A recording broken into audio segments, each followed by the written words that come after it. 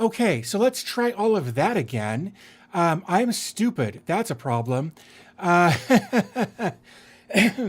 so because of stuff happening last week with my inability to toggle between my face cam and my desk cam and back and forth and whatnot, uh, I actually set up my Stream Deck to have a couple of scene toggles like it's meant for, as well as a mic mute button. And I had set that up prior to starting here, and it was staring right at me here with the little line through it saying, "Hey, there's no audio." So, as I was saying before you guys corrected me, thank you for that.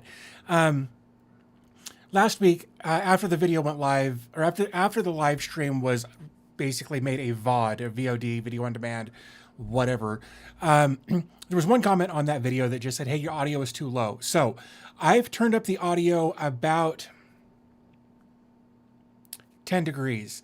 I don't know what that actually translates to. So I just want to make sure. I know that we're a little louder than we were last week. Obviously, I don't want to blow headphones out or speakers or whatever. Jorge says it sounds okay. Dorkstick says, "There we go. Can't hear you. Believe you're muted." Yep. Okay. So, when I realized, okay, Dorkstick says the sound is at a good level. I was about to ask, now that I've adjusted the volume a little bit after the unmute, I want to make sure you guys didn't have to tweak your volume too much to be able to hear me at a decent level. Okay, Mr. Grey Wolf says it sounds good now. Cool. Awesome. Well, thank you to the looks like the 17 of you who are here at the moment. I do appreciate you joining me on a Saturday afternoon. As I was trying to say, I don't remember if I said this before or after the mic mute. I don't have anything to talk about today, but we had a good chat last week, and we hung out and had a good time. Armor, thank you for joining. Scan Mikey, glad to have you here.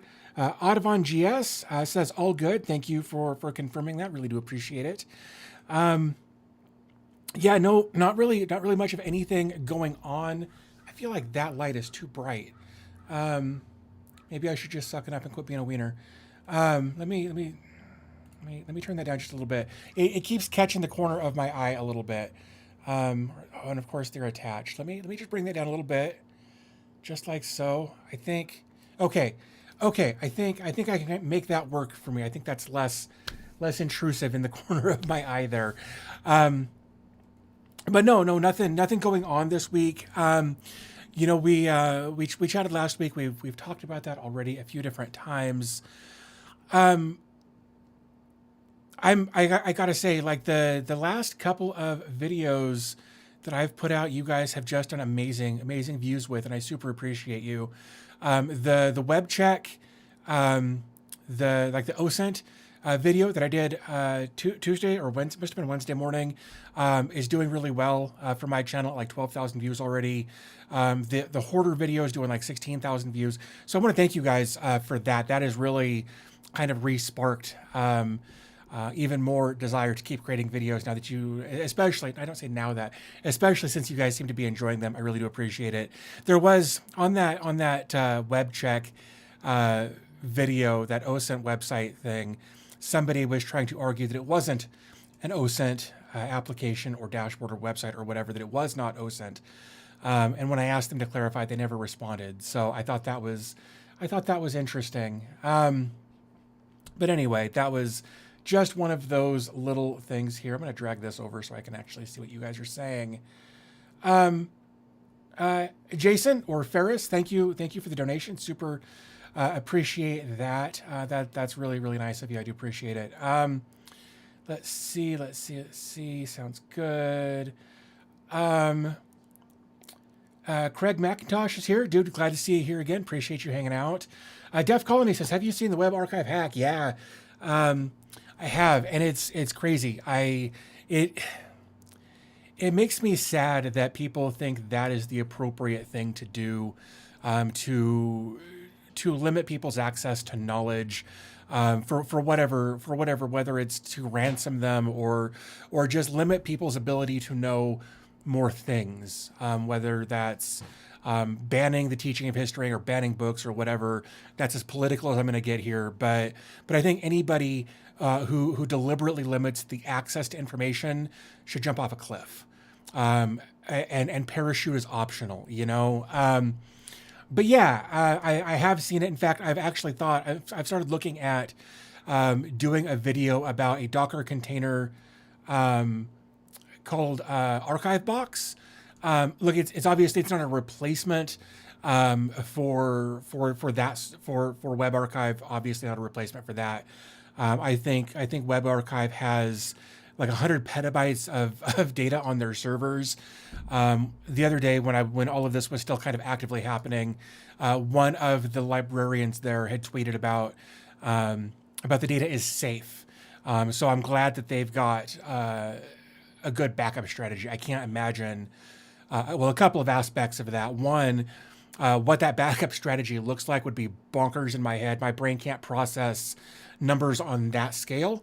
But also the cost associated with that. Like it was one of those things that really got me to thinking about how I need to be better about donating to those services, whether it's Web Archive or whether it's Wikipedia, or whatever the case is. There's a lot of services out there that the information will be lost forever if they go away.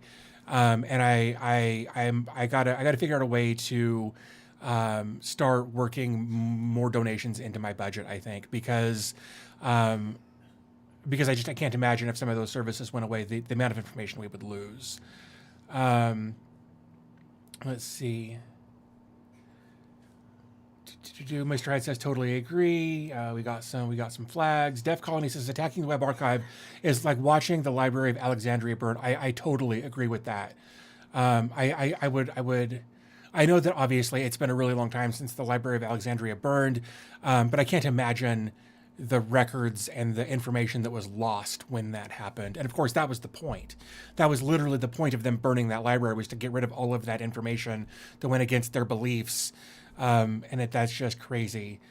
Let's see. Jason Jenkins says, when Web Archive loses, we lose history unless they can somehow recover. Yeah, no, that 100%. And like I was saying, like I can't imagine what their backups look like as far as magnitude. I know Collins had mentioned it, but I'd also heard at other places that they've got like 100 petabytes. That's 100,000 terabytes of information that they've stored, that they've archived. So I can't imagine. And like we've all seen their servers. They've got really cool videos about their servers and how each little blinking light is a code of the server, or whatever. But I can't imagine what their backup solution looks like. I would love to know more about that. But I genuinely, for their sake, hope they never publish anything about their backup solution, because then that gives bad actors the opportunity to go in and possibly try to attack that as well, unless they're doing some sort of like third level, which is an offline, which they should. Obviously, a 321 isn't even enough for them. So even that, having their data in three places is 300 petabytes, a third of an exabyte of data, and I can't imagine what that would be like. That's crazy to me. Mr. Hyde says, I think they're using tape archives. I genuinely hope so. That would be the less expensive way to do it, I think. And of course then it's all got to be more climate controlled, and there's so many things to consider when you're dealing with data on that level. Guitar Michelle says 20 watching, only 7 likes. It's all right. Like, I'm just stoked that people are here listening to me ramble. But if you want to like the video, that would be amazing. I really would appreciate it. Audubon says, hey man, you motivated me to have a home server. It would be great. That's fine. Come on through, dude. Kid's gonna go play in the backyard, and this is the fastest way to get there. So, blankets, trampoline. You got a book? No book. All right, that's fine. Sometimes he takes a book with him to go read on the trampoline too, but he'll be back through several times while we're doing this. Anyway, sorry, Audubon said, hey man, you motivated me to have a home server. It would be great if we have a video on lightweight Docker services. I'm literally running my server on a Pentium Core Duo with Focus. Dude, so many of my videos are that. In fact, most of the services that I have videos about aren't intense. Some of them are, absolutely, but not all of them are. And like I said, in fact, I would go so far as to say that most of them are fairly lightweight. You know, whether it's a password manager or a DNS manager or a blog or a wiki, or most of them are super lightweight. So,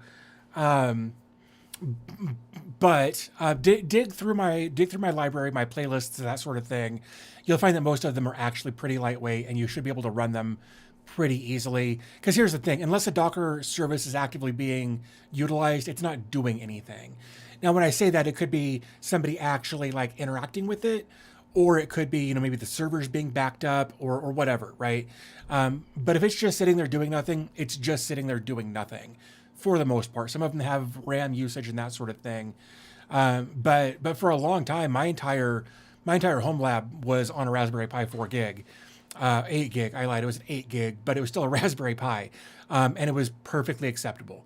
So you having an Intel Pentium Core Duo with 4 gigs of RAM, you're going to be all right. Unless you start giving access to a ton of people, I think you'll be all right. Oh, sorry. Weird noise. DEFCON says, generally not as cheap as you'd think. Yes, tape is cheaper per gig than HD hard drives.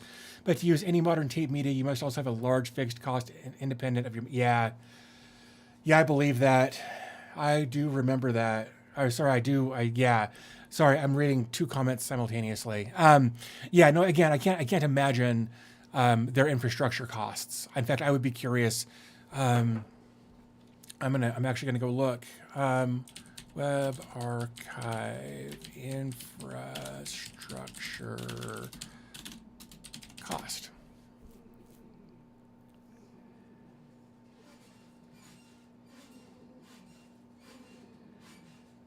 Oh man, that's... Can you guys hear that? He's jumping on the trampoline. I need to oil the springs. Of course, as soon as I say that, he stops.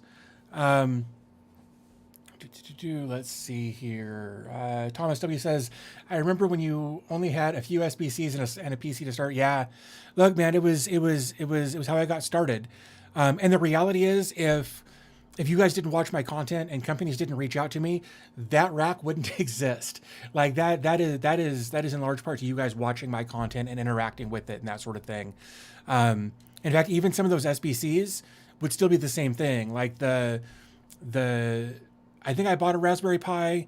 I had a few sent to me, but like the Zima board, yeah, the Zima board that I got was sent to me. I had all three of the Zima boards. Like basically everything back there was sent to me in some capacity or another. So if you guys didn't watch my content, none of that would exist. So yeah, no, it was an interesting start. But no, I really enjoy it, and that's obviously why I make this content and that sort of thing. So, Jorgen Madsen says, hi, greetings from Denmark. Running 21 Docker containers and using about 3 gigs of RAM. Yeah, and look, and part of that will also depend on the file system that you're using. If you're using something like ZFS, that also will use more RAM than say like ext4 or Btrfs. So you've also got to be aware of the file system that you're using to help mitigate some overhead as far as RAM and that sort of thing is concerned.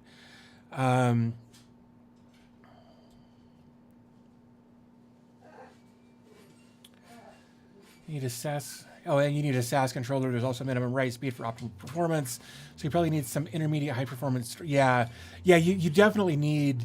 You would definitely want some sort of a NVMe or SSD caching locally, and then a third-party cache solution, either via a CDN or something like with Cloudflare's caching or something. You need multiple levels of caching in order to keep up with all of that kind of stuff when you're dealing with data at that level. Let's see. Jorgen says should be good with 4 gigs. I agree. Home labbing, self-hosting is whatever you make of it. That's what's so great about it.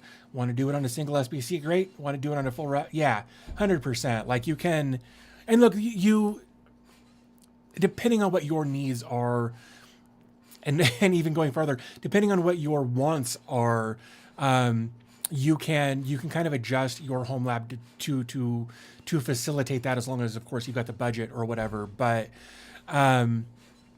But to get started, to get your feet wet, you can jump on eBay and get like an old like workstation from something that's been decommissioned from a business or whatever. You can pick up a decent little workstation for $50.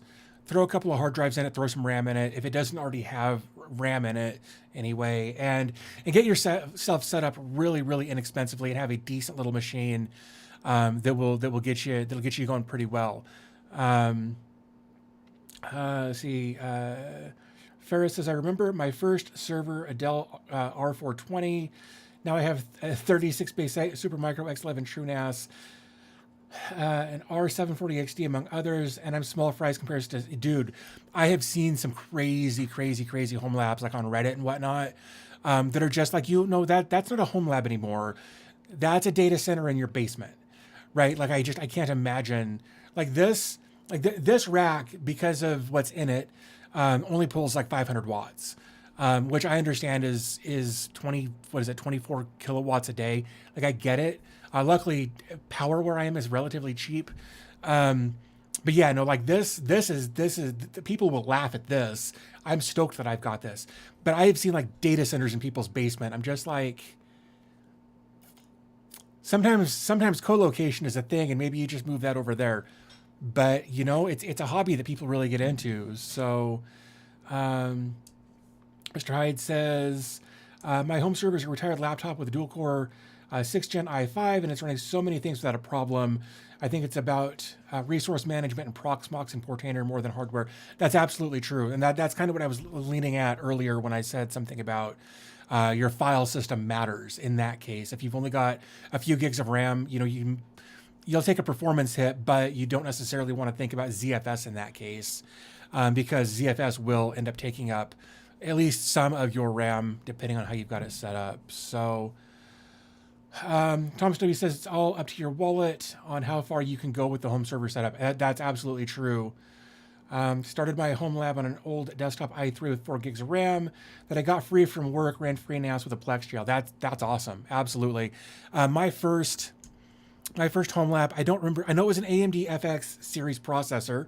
So it was the bulldozer architecture, which was super inefficient. And I don't remember if it was the 8350 or the 6300, because I had the 8350, and then when my wife moved in, I bought her a PC with the 6300 in it. So I don't remember which of those processors it had, but that was my first. Was an AMD FX series processor. Yeah, and I ran that for a while, and then people started reaching out to send me stuff, and it's all been kind of history from there. Def Colony says, DVTech, do you have any pets? I do. I've got cats. I've got a few cats. And they're in fact, one of them at some point will pop in over my shoulder over here, either going in or going out of that shelf, by way of the couch. We adopted her from the neighbor when the neighbor passed. Her name is Smudge. We didn't actually name her that, and it's funny because of the meme of the cat and the two women like yelling at each other. That cat's name was also Smudge, who was also pure white. But we didn't name her that. The neighbor named her that, and the neighbor was like 70 at the time. But when she was like, she's pure white, like absolutely pure white, like even like super pale yellow eyes, like she's pure white.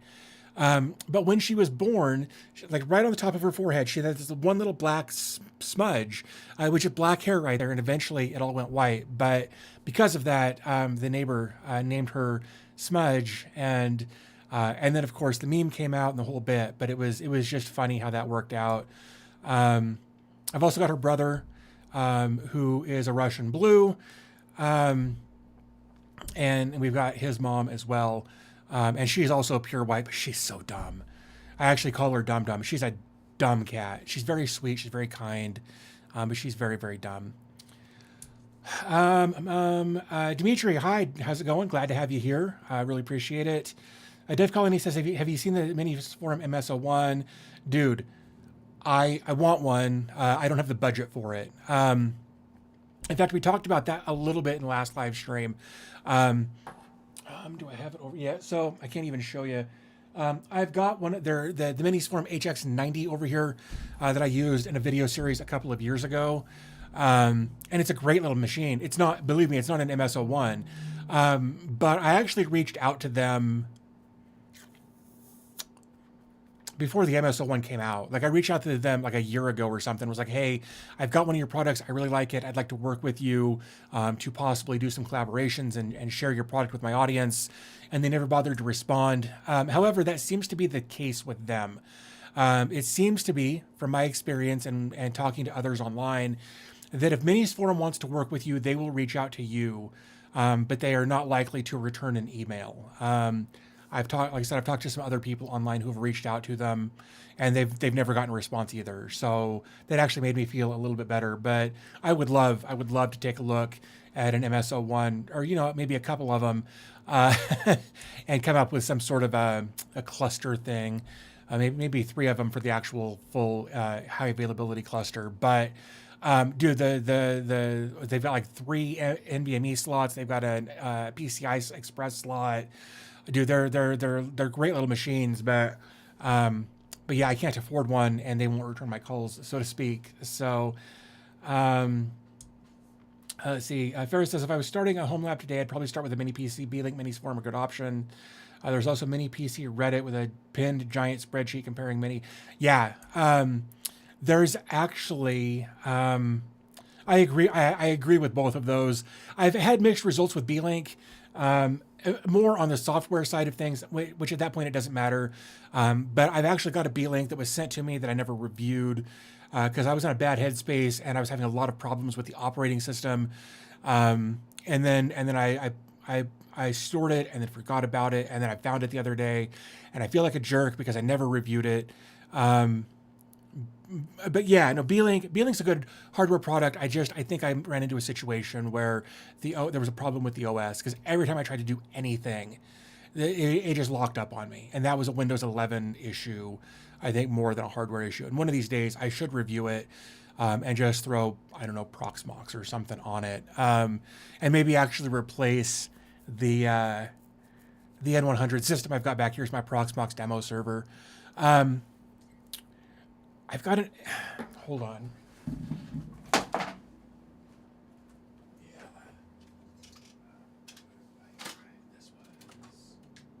Here we go. Sorry, I knew I had a couple of these over there. The Trig Key S15, I think. Yeah. Oh, sorry. The Trig Key S5. This right here. It was my home server for a while, and like any of my services that you guys accessed, whether it was my website or any of my wikis or the video vote site that I don't promote enough, if you accessed any of those sites for like several months, it was on this. Like you guys were accessing this piece of hardware, and it's a great little. I lied. It was this. I lied. It was this piece of hardware. It's a great little device. Let me see. I don't remember. I think it's got like 16 gigs of RAM. Oh no, sorry. The Tricky S5 that I got came with 32 gigs of RAM, like a 512 gig NVMe SSD, and a spot inside for a 2.5-inch drive as well. And it was just a beast. Like it ran nonstop for months, and I never had an issue with it. And it was relatively inexpensive. Trig Key S5. Yeah, like you can pick one up on Amazon right now. Bottom screen, there we go. Yeah, you can pick up one on Amazon right now. That same, basically the same device. I guess this is the new one. This is the S5 with the Ryzen, as opposed to the AMD processor. But anyway, yeah, like less than $300, and you can have a rock solid little device there. Super impressed with that. Let me see here. Can I? Why? Oh, because I'm not signed in. Great little device. Absolutely love it. Hey, look, I remembered this time. Let's see. To do mini PCs are super efficient for home labbing these days.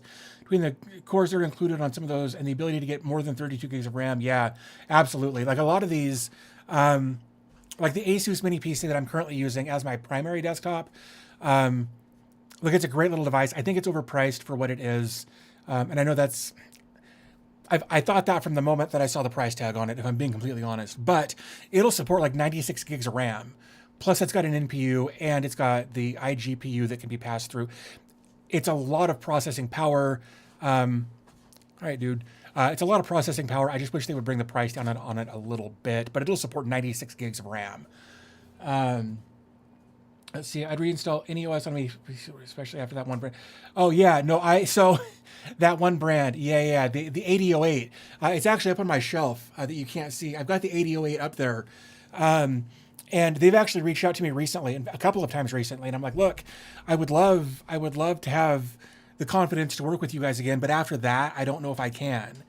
Yeah, they're so when I saw that video, I panicked for a moment. I was like, crap, I'm running that. It was actually my Plex server for a while, because I just threw Plex on it on Windows and just ran it, and it was fine. It was not a big deal. But then I saw that video where the dude found that weird piece of software that was in there. So I hooked a mouse and keyboard up to it and logged in and went to that exact folder that he showed. And there was like a dozen files in there. And once I opened that folder, all of those files just started disappearing. And then it was just down to this one app. So I went into the firewall on my computer or on that PC and just blocked access to it, and then I deleted it, which I don't know if I actually did anything positive with that, but I was like, crap. But yeah, absolutely. In fact, there's a cool command line thing that you can do with PowerShell. It's like a little one-line command where you can export all of your system drivers, so that when you reinstall your operating system, you can put all those drivers on a thumb drive and then plug it in and get all of your stuff back very quickly that way.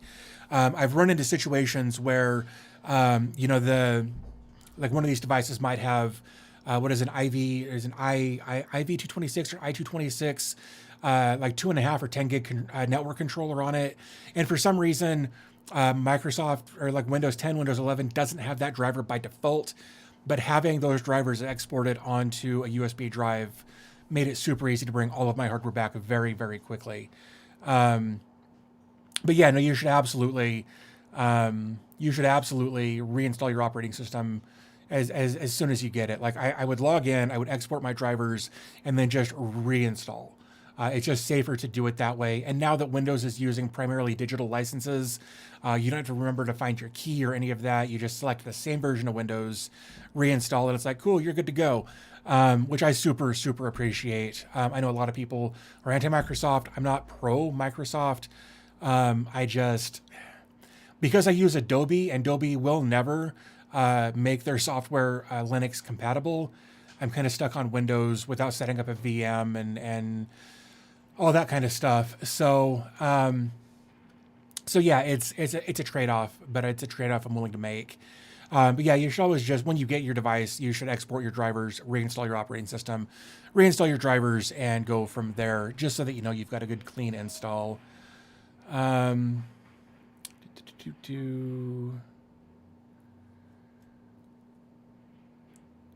I have two minis running XPCNG or XCPNG. I tried XCPNG once, and the thing that frustrated me about it from the jump was that in order to log in or to set up XCPNG, you have to have an XCPNG account, or did at the time anyway.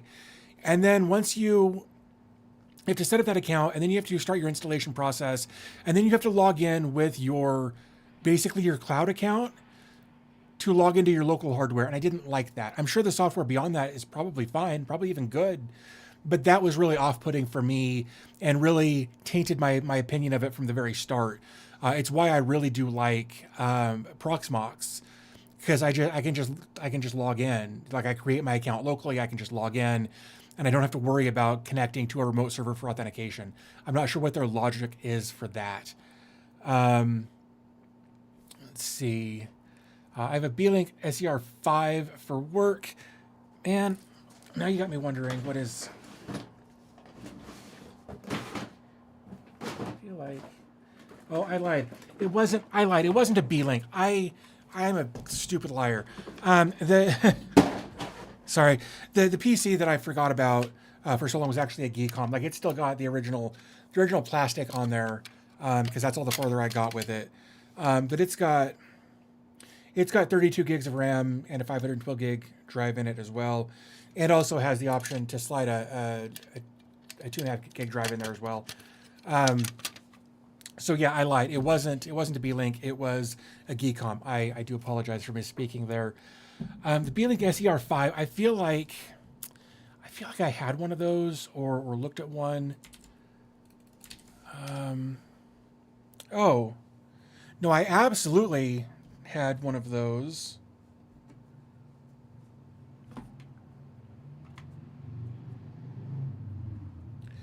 Was it this one?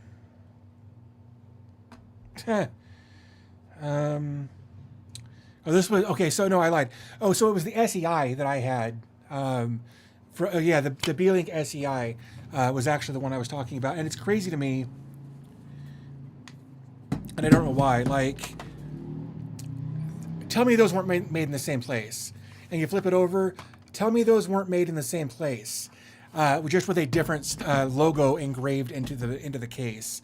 When I got the second one, I was like, well, that clears up that mystery. Let's see. I really want a super efficient dual NIC mini PC for a DIY router. Yeah.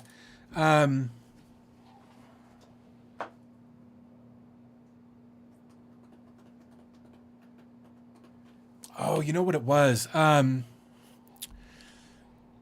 actually reviewed one not too long ago. Let me see if I can find it. It's a decent little machine. It was sent to me. Where is it? Oh, the B-Link EQ13. Oh yeah. Okay, so the B-Link EQ13 that I reviewed a while back. Actually, Collins has that now. I think he's running a scripted server on it. Gosh, where is it? Oh, the AUStar Gem 12 is a mini PC with a dual NIC on it. And it's actually a little beast of a machine. I ran it for months as my daily driver. Let me switch over to this. We'll just switch over to that. Yeah, it's this one right here. In fact, there's my review from July 3rd. But yeah, dual 2.5 gig LAN ports on that. And it is a bit more expensive depending on where you get it. I think you might be able to get it on Amazon. Okay, so this is a different processor. Yeah, that one's even more expensive. This is the Ryzen system. I think maybe this one is too. Yeah, they're both Ryzen 7 8845HS. But yeah, dual NIC on that. Beast of a little machine. I did some gaming on it. I was doing video editing with it. And like I said, it's got 2.5 gig NICs on it. Great little machine. Let's see. I currently have an Ubuntu's. Oh, hold on. Back up. I went too far. Okay, Thomas W says, my personal opinion is that you should have at least 2 PCs, one for your home server and one for testing, because I've crashed. Yeah, I agree with that. I absolutely agree with that. And I've been fortunate enough for a long time to be able to do that. I know that not everybody can. But yeah, that's why like my HL15 is my home server, right? Like, but so is my Synology 1621X Plus. But yeah, I've got a little N100 PC down there with Proxmox on it that I do all of my testing and my video. All my video tutorials are done via that machine. I got to go through rigorous testing on that machine before I'll consider moving it over to the main server. So I 100% agree with Thomas on that. Break it till make it is my motto, because that's the only way I learn. Dude, 100%. Totally agree with that. Dank says Waza. Sorry. Because there's a container. You're talking Budweiser in the late 90s. I'm thinking Docker containers. So anyway, how's it going, Dank? Appreciate you being here. Scan Mikey says, I'm not sure if they used to do that, but my ex. Okay, cool. So you're able to do that locally with XCPNG. That's good to know. I might give it another look knowing that. Def Colony says, I currently have an Ubuntu server with Docker on my home lab machine on it, but do you recommend installing Proxmox on it? What are the benefits? The benefits are what you make of them. The thing that I like about Proxmox over just having a bare metal Ubuntu server with Docker installed on it is that Proxmox also has Proxmox Backup Server, or PBS, and the way the two of them integrate with each other is amazing. And it has saved my butt more times than I care to think about right now. So what I did is I've got the HL15 right there, and it's just got Proxmox on it. And then on my DS1621XS Plus, I've got a Proxmox Backup Server virtual machine. And I've got like a terabyte or a terabyte and a half of hard drive space dedicated to that VM. So every night, literally every night, that HL15 backs up to the VM on the Synology.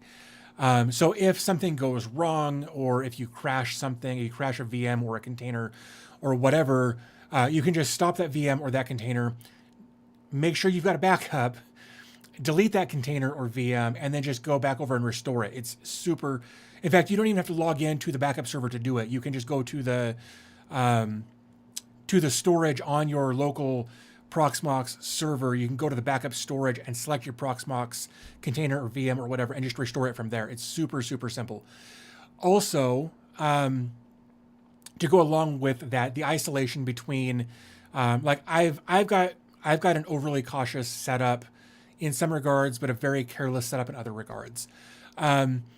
So each of my different services, like each of my wikis, each of my blogs, each of my websites, each of my password managers, each of my individual services are all on a separate LXC, right? Like they're not all in one place. So if one of them crashes, unless I screw up real bad, if one of them crashes, it will not affect the others, right? If one of them gets hacked, unless somebody goes real deep and knows what they're doing, they can't gain access to the rest of my stuff.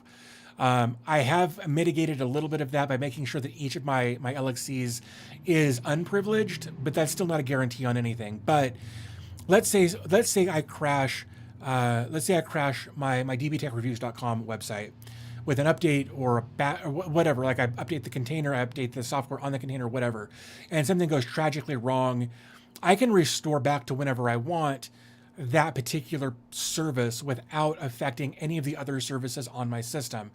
Whereas, and I'm gonna admit that there's a caveat to this up front, but if I had all of those on a VM, all on the same VM, and one of my services crashed and I wanted to restore, you can go back and you can select certain files or whatever in that restore process, but it is more involved than just having everything separate. And just being able to restore an entire LXC or an entire VM in just a couple of clicks versus having to go dig through all of the files in a backup and only select the stuff you need. It's a preferential thing for me because my mind works better when I can compartmentalize things. So, if something goes wrong with my active pieces install, I know that it's not going to crash my Plex service. So I'd like to keep everything as separate as possible just for that reason. So, Dev Colony, I hope that was I know that was a really long-winded way to answer your question, but that's how I've got stuff set up. I actually made a video about it, pissed off some people with that video, but it is what it is. Let's see. Yeah, they're totally identical. Going back to those too many PCs I showed, Colin says, I'd be willing to bet that 80% of those PCs are made in the same place, just different labels slapped on them, 100%. Okay, Beeling said, I like the hardware, but for some reason they refuse to sell models with more than 32 gigs of RAM. If I ultimately want 64 gigs, 100%. Because for the average consumer, 32 gigs is way more than enough. However, those of us in this community doing the things we do with them, whether it's for work or hobby or whatever, 32 gigs may not be enough. So unfortunately, we got to suck it up and pay $60 to $100 for a 64 gig kit and take the time to rip it out and redo it.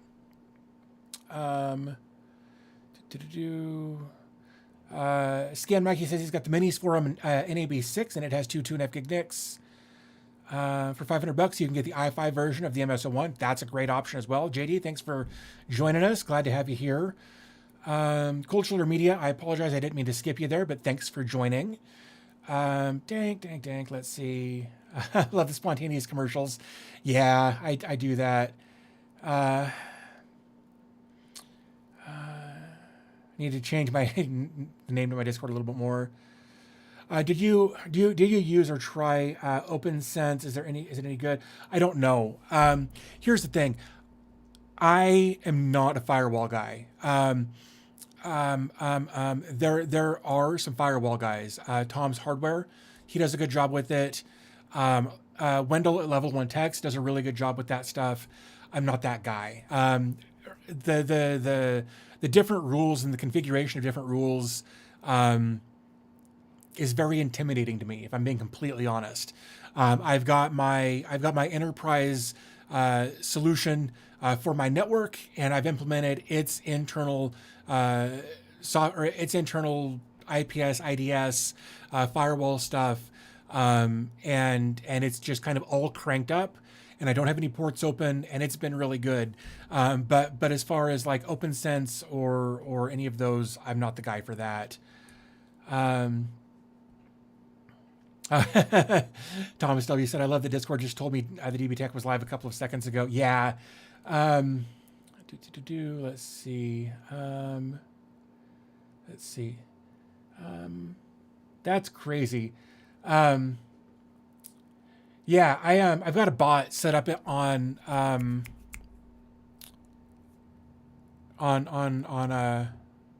automation solution.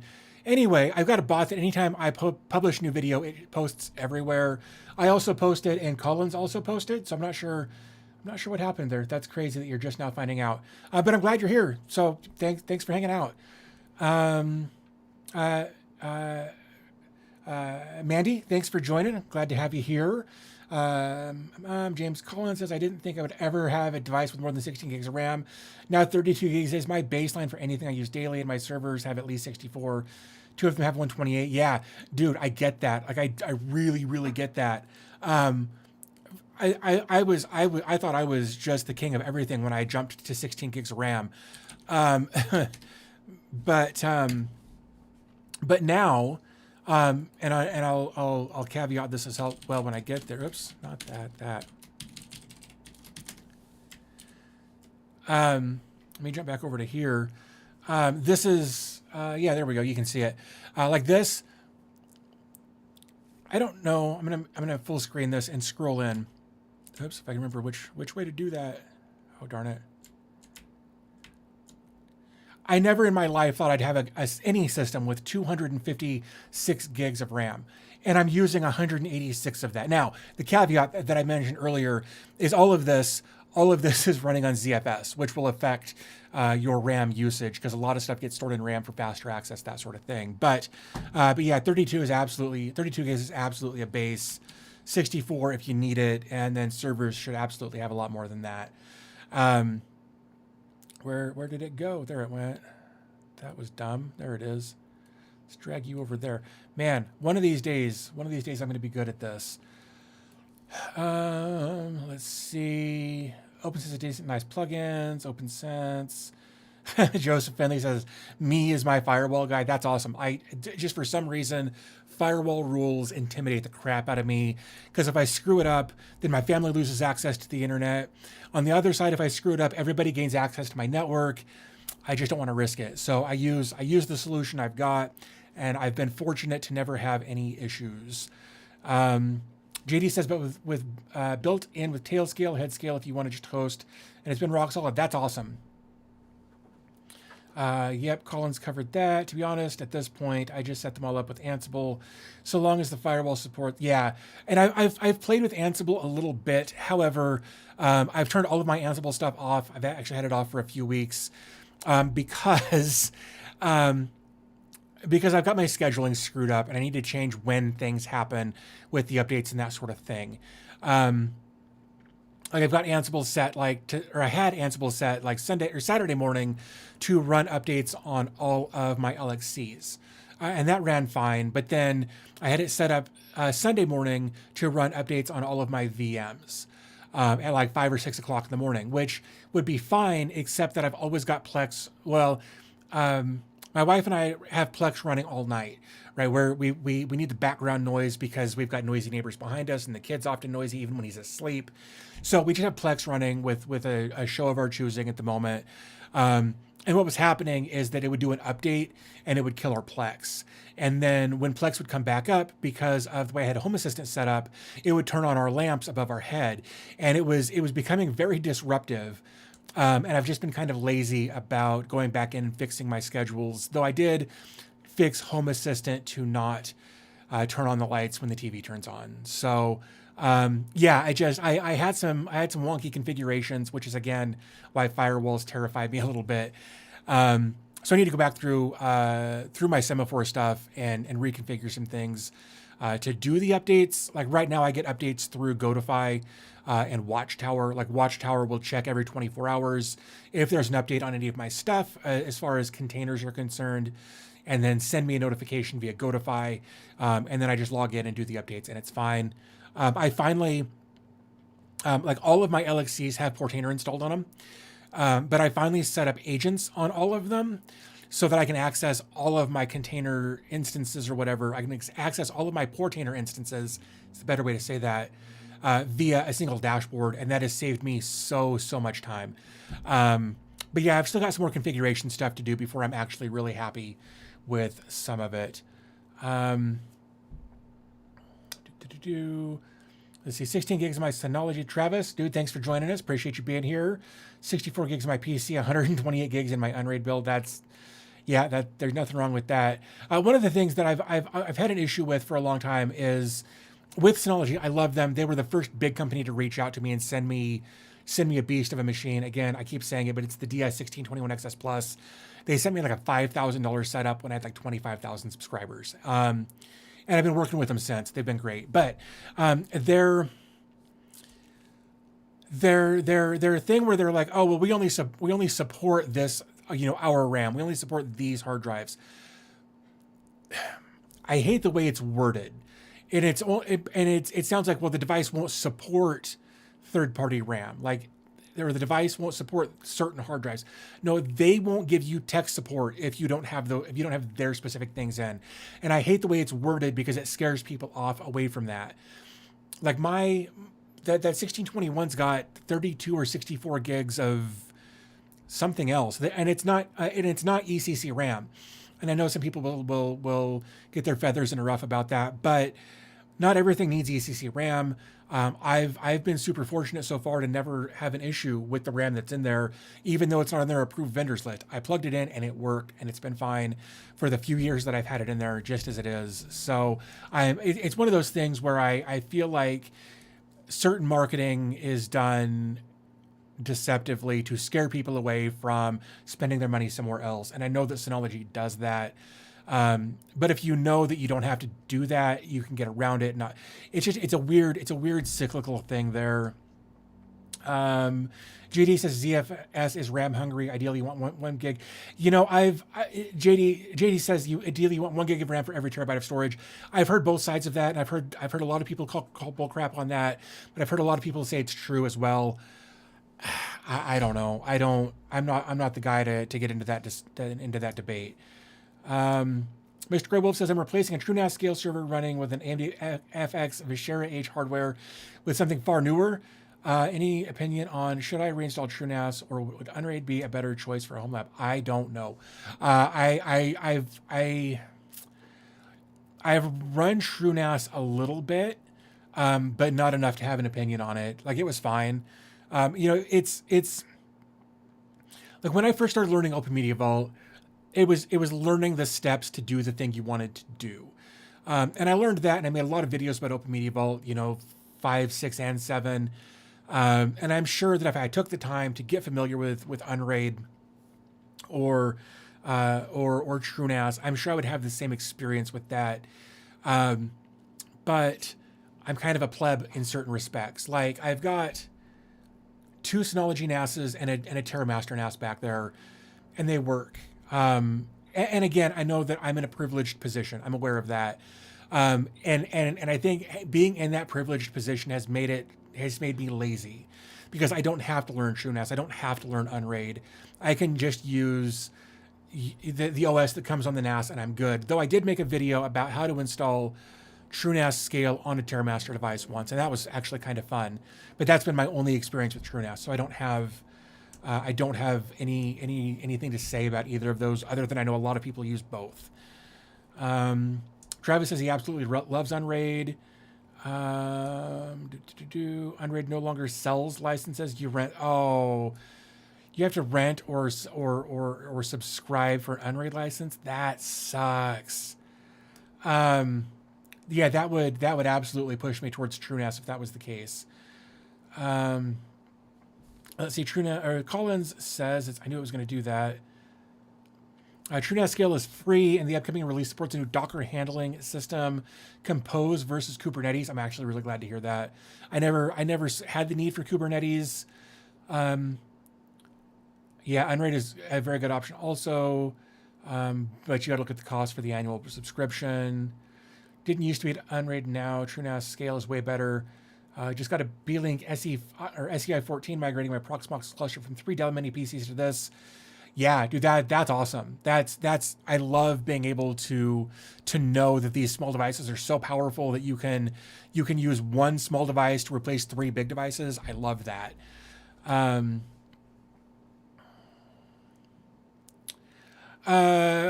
Collins asks, read the Portainer agent, how do you handle your existing container stacks going from admin to limited?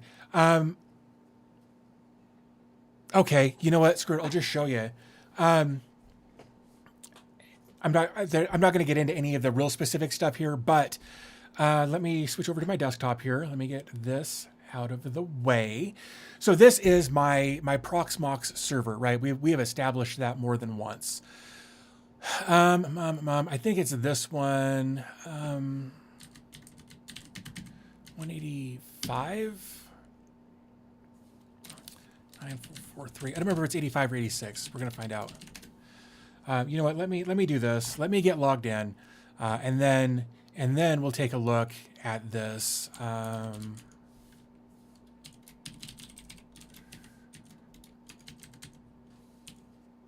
Oop, wrong one. Log in. Okay, here we go. So now that I'm logged in, here we go. Okay, so this is my master system, right? This is my Ansible VM, but I've got Portainer on here as well. And then from here, right, like local, this has got Portainer, Semaphore, Watchtower. And when I say Semaphore, it's Semaphore and Ansible all wrapped up into one. But if I come back to the home, right, like fans fixed, this is actually offline. In fact, it says right there it's down. I took it offline. But like HedgeDoc, if I want to go in and update HedgeDoc, I can just click here, and now I'm in HedgeDoc, right? And I can go to my stacks, and neither of those were installed locally anyway. I did that via command line, so maybe that's not a good example. But by having the agent or the dashboard, or the agent dashboard here, let's come in. This is link stacks. Man, I have this tendency apparently to do a lot of my installation through, or maybe I'm just, oh, interesting. Okay, I see what you're saying, Collins. I guess in that case, I just log back into the original service. Like I would just, if I needed to do something with the stack itself, I would just log in to that Portainer. But my need to do that is so limited. I'm only discovering this now. So like if I'm in here, like in let's go back to here. Let's say I'm in my LenPaste thing here. Yeah, all of this is still, I can't access any of this, right?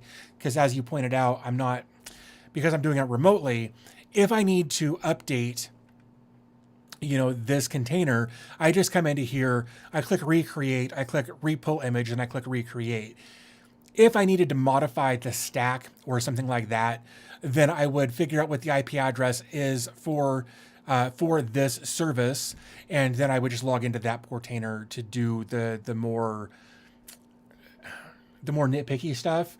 But my need to do that is so infrequently. I'm just discovering this being an issue now. So there's that. So I hope maybe that kind of answers. Hopefully that kind of answers your question a little bit. Man, it skipped all the way back up. So yeah, anyway, they're about to move to a new subscription service. Agreed, Synology is going the wrong way, in my opinion. Unrated is better. No, look, I get that. I understand why certain people are losing faith in certain companies. I get it. I'm just not there yet. Um, let's see if I stick with TrueNAS, I may have to bug the community about more questions about migrating my pools. Oh, Mr. Greywolf has no backups. What are you, dude? What are you doing? You gotta have backups. You gotta figure that out, man. Dankster says ZFS is supposed to have ECC, but you can certainly use it without it. So here's the thing, right? Like my none of my Synology stuff has ZFS on it. It's all ext4 or Btrfs. Now my HL15 has ECC memory in it. It's got the 256 gigs of ECC memory. However, like my N100 testing server is it's not ECC, but it's just a test server. There's nothing important on that server, so I don't really care about that one as much. Introvert Mouse says, love the channel. Thank you. Thanks for hanging out. Appreciate you being here. Yeah, I don't like HP servers for their love to blow. Yeah, honestly, ECC memory is when you scale up. Yeah, like again with my setup, I feel like I'm okay. Like my Synology NAS is just running some media stuff, file server stuff.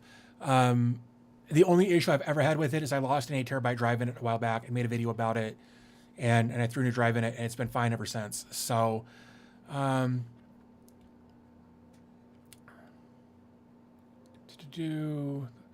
system itself has its own error correction.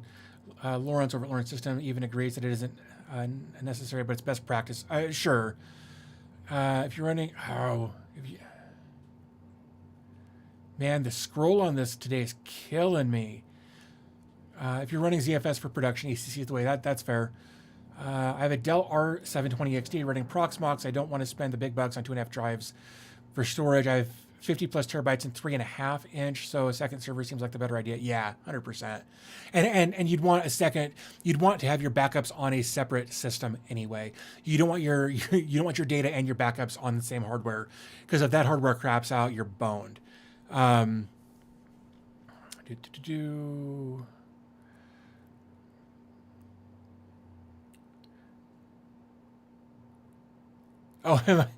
so I'm finally getting to Colin's response. My OCD won't handle that. That's why I never gone down the agent path. Yeah, look, I only went down the agent path recently because I wanted to be able to quickly and easily just update stuff. And because I'm not modifying the Docker Compose files ever. I don't remember the last time I modified a Docker Compose file in any of these LXCs. It's not an issue for me. So yeah, that's why I'm fine with it, but I understand what you're saying, James. Unraid's Docker implementation is so good that I don't even use Portainer anymore. That's cool. And I think that's the route that Open Media Vault is trying to go. They're just not quite there yet. You can have this array drives formatted as ZFS and snapshot and back it up to the drive. Okay. I did have backups though, so I took the risk. Unraid is also closed source. Yeah, there's that. Yeah, for the pirates, the internet has everything backed up for us. That's true. That is true. In other news, I just got Lazy Warden to work with self-hosted Vault Warden. Dude, that's great. You've been working on that for days. That's awesome. I'm really glad to hear about that. You should give us more information in Discord about that, because I'm curious about what that was like, and maybe you could share an edited version of your Docker Compose or something to help the rest of us out. That would be amazing. In fact, I might even make a video about that if you can help me out with it. 90% of my data can be recreated with minimal effort. The 10% of critical data is like 6 different places. Okay, that's better. For an IT manager, I have the worst backup schema for anyone I know. I get that. I've got 3 versions of my media, and I've got 2 versions of basically everything else. But one of my media implementations is down at the moment. But I'm working on that. I have a handful of containers running on Unraid server. I agree with that. Their Docker implementation is pretty good. That's awesome. I need some documentation on that. Cool. thank you for that, dude. I appreciate you being willing to share that setup with us, so that we can all back up our Vote Warden differently. Um, I'll be curious. Like I've actually got two accounts on my Vote Warden, one for me and one for my wife, and I have to wonder if um, it will handle multiple Vote Warden backups. What are your views on pager attacks? I think that's a huge political thing that's going on right now over on the other side of the world, that was done strategically to do what it did. I don't think that the rest of the world, and look, unless you live over there, and I don't want to be presumptive, right? I don't live over there, so it doesn't affect me directly, other than my views on what's going on. And I don't know. I have a hard time with names, remembering names, that sort of thing. It's been an issue for a long time. So I don't, I kind of watch in horror as all of that unfolds, because there's just so much violence and hate going on over there that it blows my mind. But as far as like, if you're not there, your phone is probably just fine. I'll trade Ansible documentation for this. That's funny. Thomas W says, I have a love-hate relationship with the 1B. Same. 100% the same. I loved 5. Like, in my opinion, 5, Open Media Vault 5 was like Windows 7. Like, it was rock solid. It did everything you wanted it to. It didn't have a lot of extra fluff. It was easy to use. Things were easy to install on it. And then 6 fell apart. I made some video. I made a video on Open Media Vault 6, which is like, what are you doing? Was actually the title of the video. And I feel like they watched it, because a lot of the stuff that I complained about in 6 was fixed in 7. So I really, really appreciated that. Don't worry about it, Dexter. All good. That would be cool if you could look into that. Because if you don't, I'll have to, and I'm lazy. So no, but thank you for being willing to at least look into that. I appreciate it. But yeah, no, like I said, I really liked 5. I started this channel on Open Media Vault 5, so it's always kind of had this like special place in my heart, I guess. And then 6 was awful. 6 was awful, and I trashed on it a lot. I still made some content about it, because that's when they started to. They changed up their dashboard entirely. They started really pushing for their Docker implementation, and it was just really poorly executed. And I'm glad that they moved away from 6 relatively quickly in the grand scheme of things and fixed a bunch of stuff in 7. So sometimes Open Media Vault breaks stuff. Yeah, Collins is going to go vacuum, but we're gonna go with him. So that's cool. I'm gonna drink some water.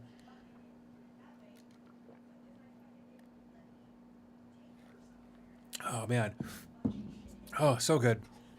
I've always had this thing. Well, I say that over the past 8 years, I've had this thing about like, I want my water to be cold, so cold that the flavor of the water changes. It was something that happened when I was in the hospital, which is its own thing we won't get into. But for like the last 8 years, more often than not, I want my water so cold that it tastes different.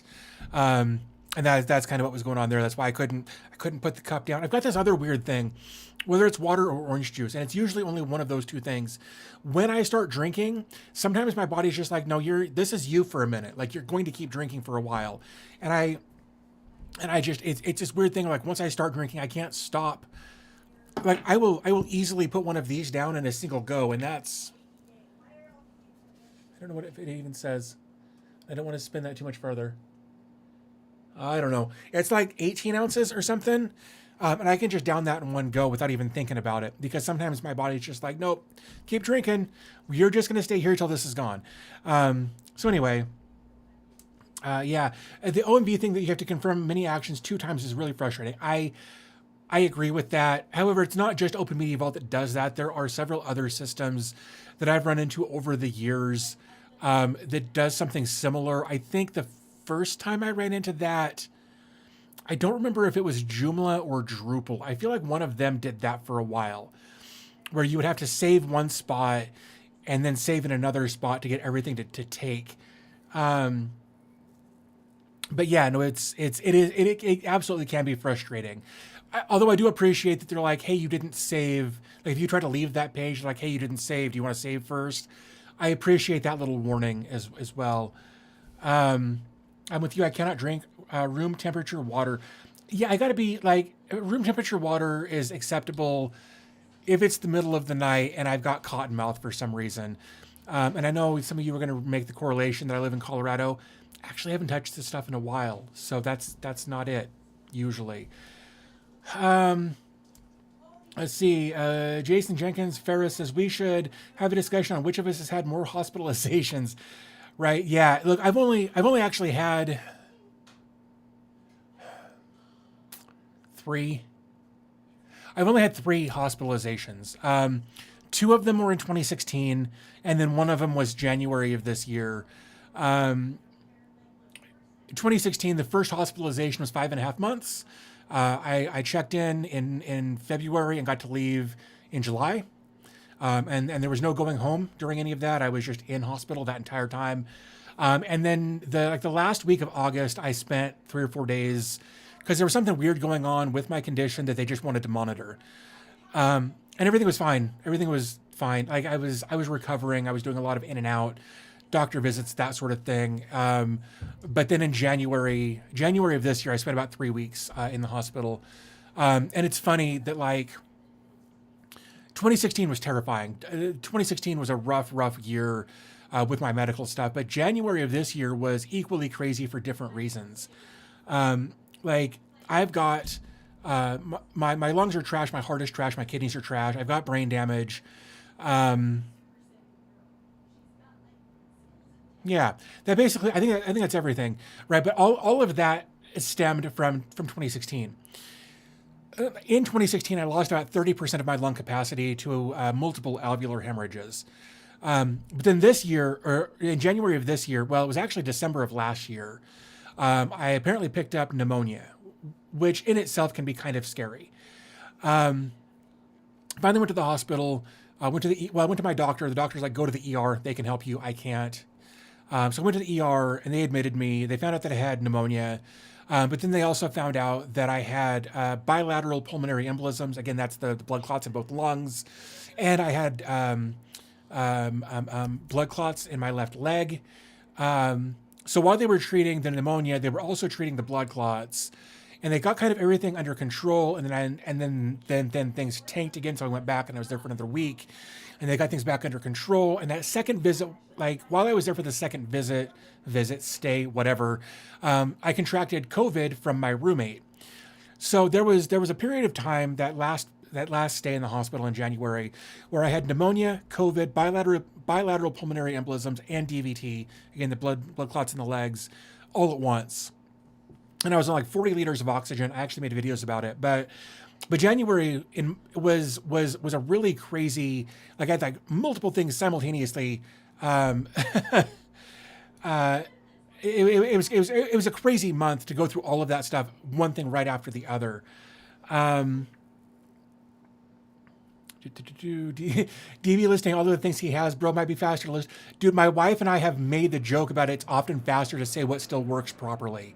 My liver so far, my appendix, my intestines are good so far. But yeah, no, that's about it. Like everything else is like my heart. I've got a history of congestive heart failure. Like my voice didn't used to sound like this. Like I had a very different voice up until 2016. Like everything about me is wrong except for my liver, my intestines, and my appendix. Everything else has got something wrong with it. So yeah, that's always fun. Medical issues suck. My grandparents used to say, at least you got your health, when I complained as a kid, and I blew it off. You don't get it until health issues hit you and you have to find it. Absolutely. Like, and here's the thing, right? Like, and I don't want to spend a lot of time on this unless you guys keep asking questions, but, and that's not a subliminal, like keep asking questions only if you, anyway, in 2016, I got the flu. It was just the flu.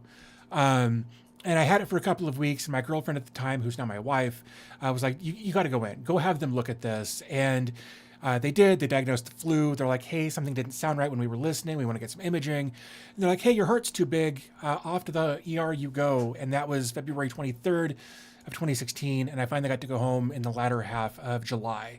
So yeah, just out of nowhere, my entire life changed with one hospital visit.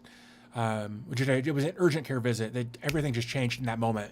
And 48 hours later, they were putting me in a coma. Because like when I got there, it was like my body just knew, hey, you're at the hospital, you're good. So I'm just going to desat. Like all of my numbers just went to crap almost instantly. And it just, everything tanked. They put me in a coma. It was supposed to be like 3 days, and it was 3.5 weeks. My first coma was, and then over the course of the next 5 months, they put me in 3 more.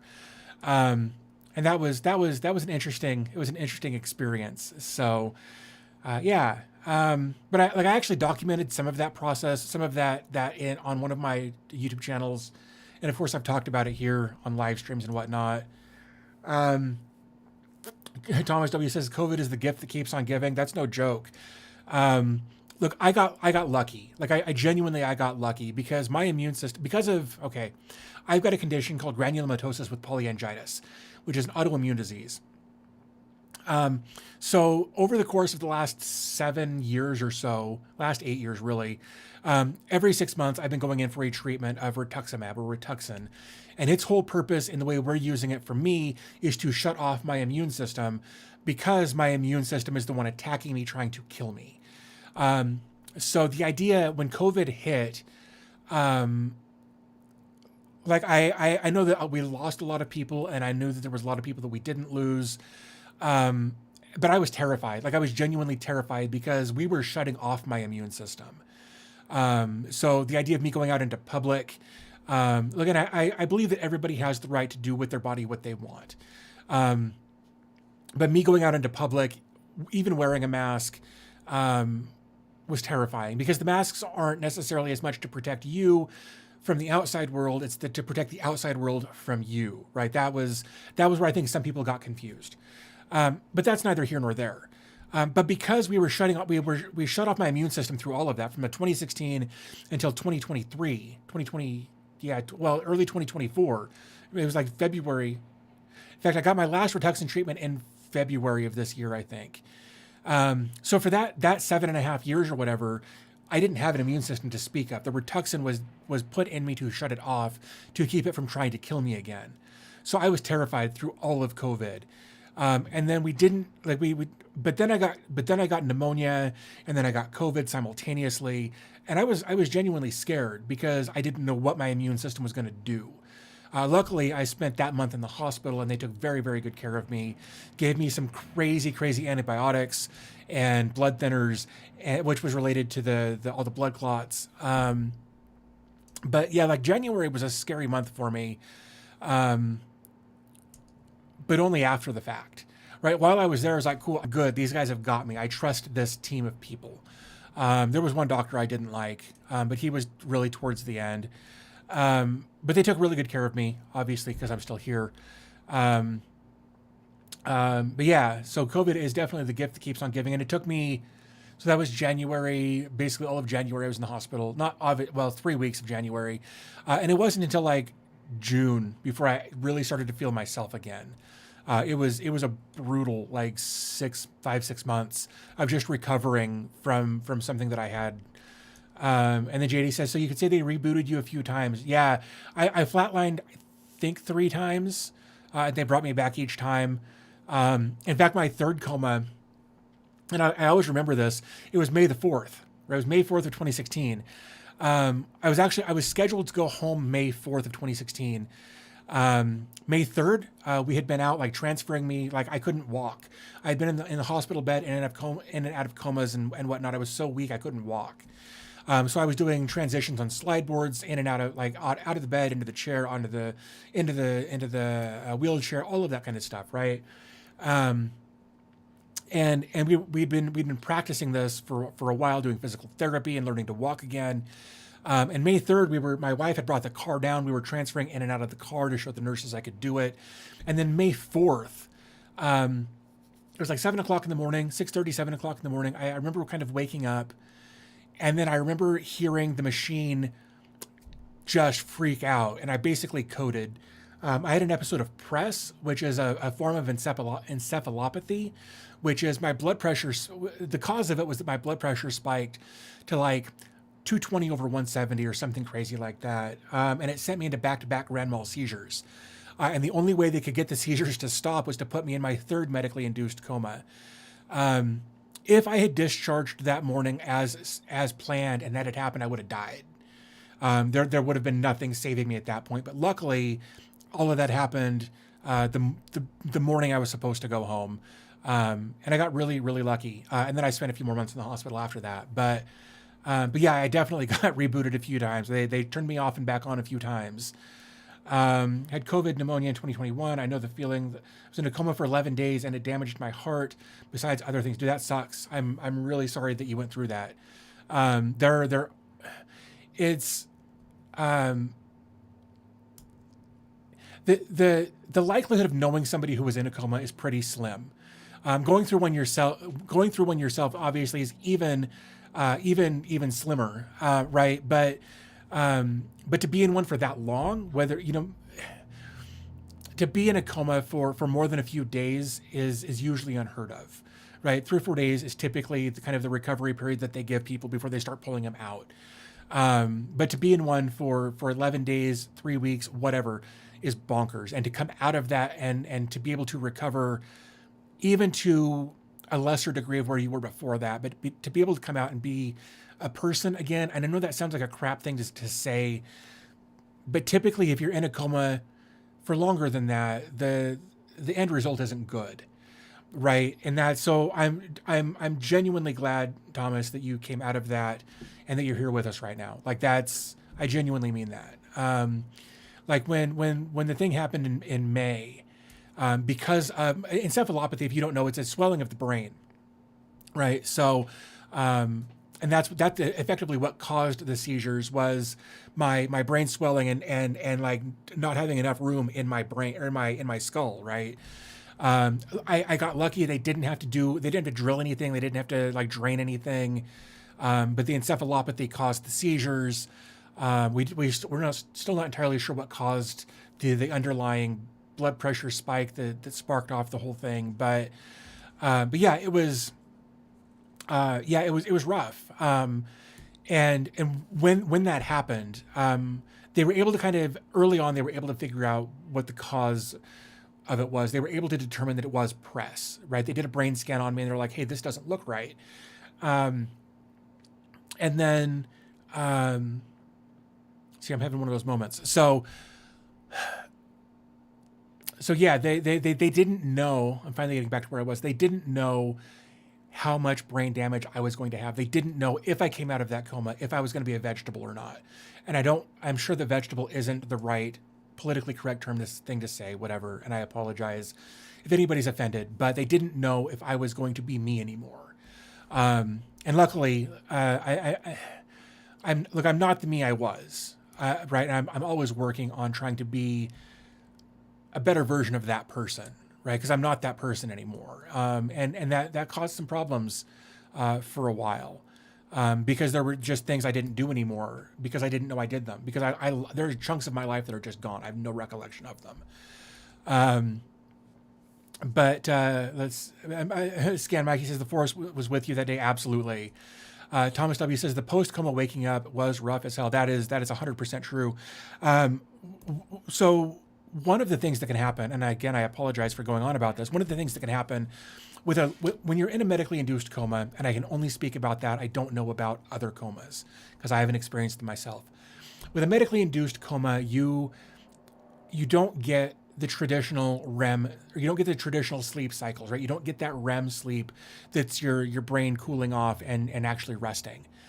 So when you're in a coma for more than just a few days at a time, you start to develop a condition called ICU delirium, which is stress-induced schizophrenia, basically. And I know that's not technically correct, but it's the closest thing that I can say to be correct, right? I was hallucinating violently, nasty hallucinations. I was having dissociation like I'd never even heard about before. While I was coming out of my first coma. So the hospital system that I was in, they did this cute little thing. Like, you've got you're in your bed, you've got your little side table, and of course you've got a washcloth and a tub and all this stuff, so you can keep yourself clean. Well, they took the little washcloths and they folded them into origami rabbits, and I thought it was the cutest thing ever. The problem is my ICU delirium was so severe that that thing had turned into this monster. It was a monster rabbit that was like 6 feet tall, hopping around the room, eating people. The additional blankets and sheets and stuff that were on the shelf, those were dead bodies. My brain was not in a good space. So it was a real rough few weeks of recovery. The problem is, just a couple of weeks after I came out of that, while I was still dealing with the ICU delirium, they had to put me in my second coma because I desatted so badly. The only way they could stabilize me was to knock me back out for another week. So I was still recovering from the first round of sleep deprivation for weeks at a time before they knocked me out for another week. So coming out of the second coma was even worse than the first coma because I was even more delusional than the first time. I said some awful, nasty things to Rachel, my wife. She was my girlfriend at the time. We actually got married in the hospital. I know I've mentioned that before, but it's worth mentioning again. So that was like February, kind of end of February into March. And then there was a couple more weeks, and then I had the encephalopathy for the third coma. And then they moved me to Denver after they figured out what my condition actually was. It took them 3 months to get me stable enough to do the tests to diagnose me. They didn't know what was wrong with me for like the first 3 months I was in the hospital. So once they figured out what my diagnosis was, then they moved me from Colorado Springs to Denver, or Aurora, technically. Sorry, I got this one hair right here that it keeps, anyway, sorry. They moved me up there. I was there for a while, and then I was miserable. Like I was in so much pain. I was depressed. I was unhappy. I was miserable.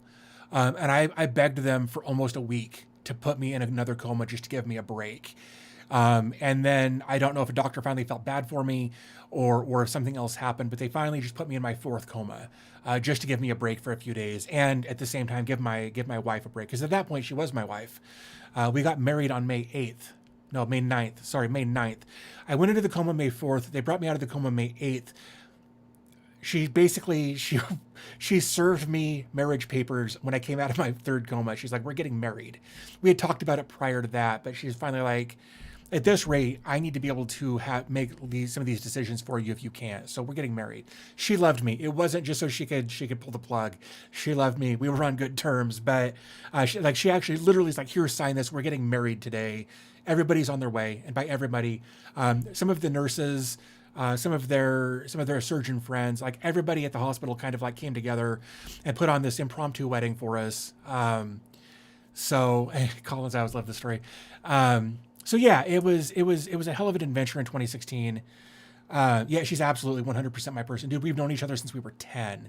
Like we met in middle school 1,000 miles from here. So David Wrights asks a really, really good question. He said, I'm glad you got better. If you don't mind me asking, how do you pay for being this ill? In the UK, we have the NHS, which gives you healthcare for free at point of use. Yeah. So, okay. So I'm in Colorado, which is a very liberal, left-leaning blue state, right? We are very liberal here for the most part in Colorado. In fact, I think we had the nation's first openly gay governor. Anyway, that's irrelevant. So when things started going south really fast, right? The staff at the hospital realized that I was going to be disabled. They were going to have to. I was going to be put on disability. So they started the paperwork for me, right? They started the disability paperwork for me. They did all of the filing. They did all of the arguing. They did all of that stuff on my behalf. So because of my disability, because of the condition that I've got, primarily with the end stage renal disease, I'm stage 3B, I believe, at the moment. And four is the end of it. That's when you need a new kidney. So because they saw what was going on, they They filed all of the paperwork to get me on Social Security disability. They got me set up with Medicare. They got me set up with free healthcare. Now that said, and I'm also on the Colorado Medicaid insurance thing. Now I technically make too much to qualify for that, but because we're a left liberal leaning state, I was able to qualify for it. But then once I started making too much money to qualify based on my income, Colorado has the option where you can actually buy into it. You can pay a small fee. I think it was like $25 a month to have the Medicaid insurance. And I think a lot of that also was contributed to by my disability and all of that.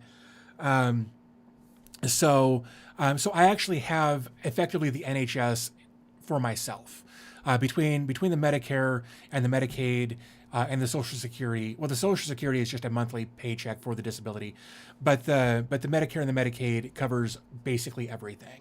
I don't pay for my doctor visits. I don't pay for my medication. And I'm super, super fortunate for that.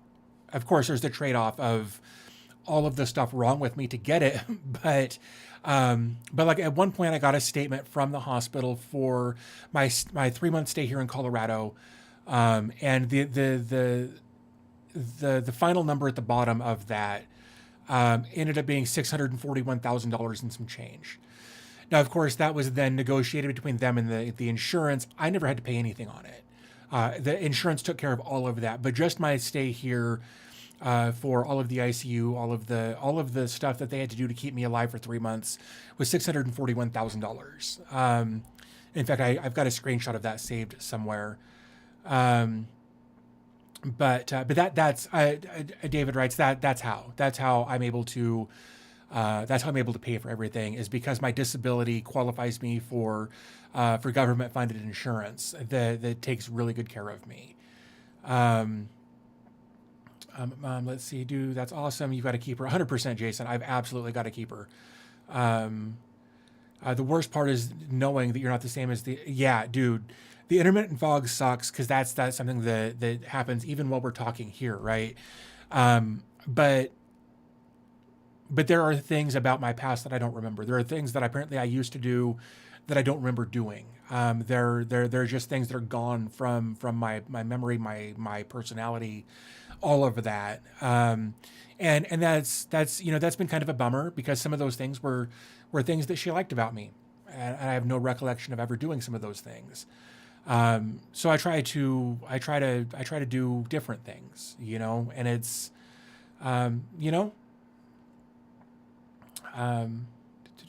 also the best reason to forget your anniversary for life. It's funny. We've actually got like two anniversaries. One was our Facebook official anniversary. She was still technically in Idaho. Like, I'm from Idaho. We grew up together. We went to school together. We dated in high school for a little while. We've always kept in touch. But then I moved here to Colorado in 2007, and then I moved her down here in 2011. No, 2013, not 11, 13. Sorry, she's going to be here for 11 years here in a while. So no, we've actually got a couple of different anniversaries, but they're always in our joint calendars. So, sorry for all your health issues. I feel you. Yeah, like I appreciate it, but like, here's the thing. Like, I've had so much support, and it's not to discount yours. I don't want people to feel sorry for me. Like, we've all got the hand that we were dealt. Right. And some people get really good hands, and some people get hands like mine, and some people get hands way worse than mine in so many different ways. And I mean that at every different level. Like, there are people with the same hand as me in different ways than mine. Right. And so, like, I don't necessarily want people to feel sorry for me. I'm trying to make the best of my situation. We've got people close to us. Like, our kids literally live next door. Like, we've got friends in the area. I've got you guys, and I know that sounds cheesy, but like, this is kind of like therapy for me. Even when I'm just making videos, like, I'm talking to people, right? I'm engaging with people. And it's honestly, it's why I try to answer most of the questions or the comments that I get on my videos. It's because it's a chance for engagement, right? And it's why like it's been killing me the last couple of months. I haven't been doing these live streams. It was too hot out here for a while. Like it's 81 degrees in here right now, and I love it. But for a while it was getting to be like 95 degrees in here, so I couldn't physically bring myself to do it. Plus, I was dealing with other stuff with the kid. But yeah, no, I'm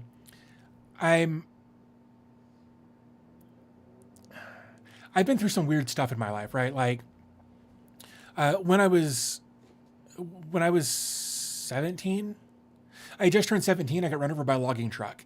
A few months prior to that, I was in a car that exploded while I was driving it. Um, I was in the military. I've been to Europe a couple of times, and they're all life experiences, right? They're all stories. They're all things that I can talk about with anybody who wants to know.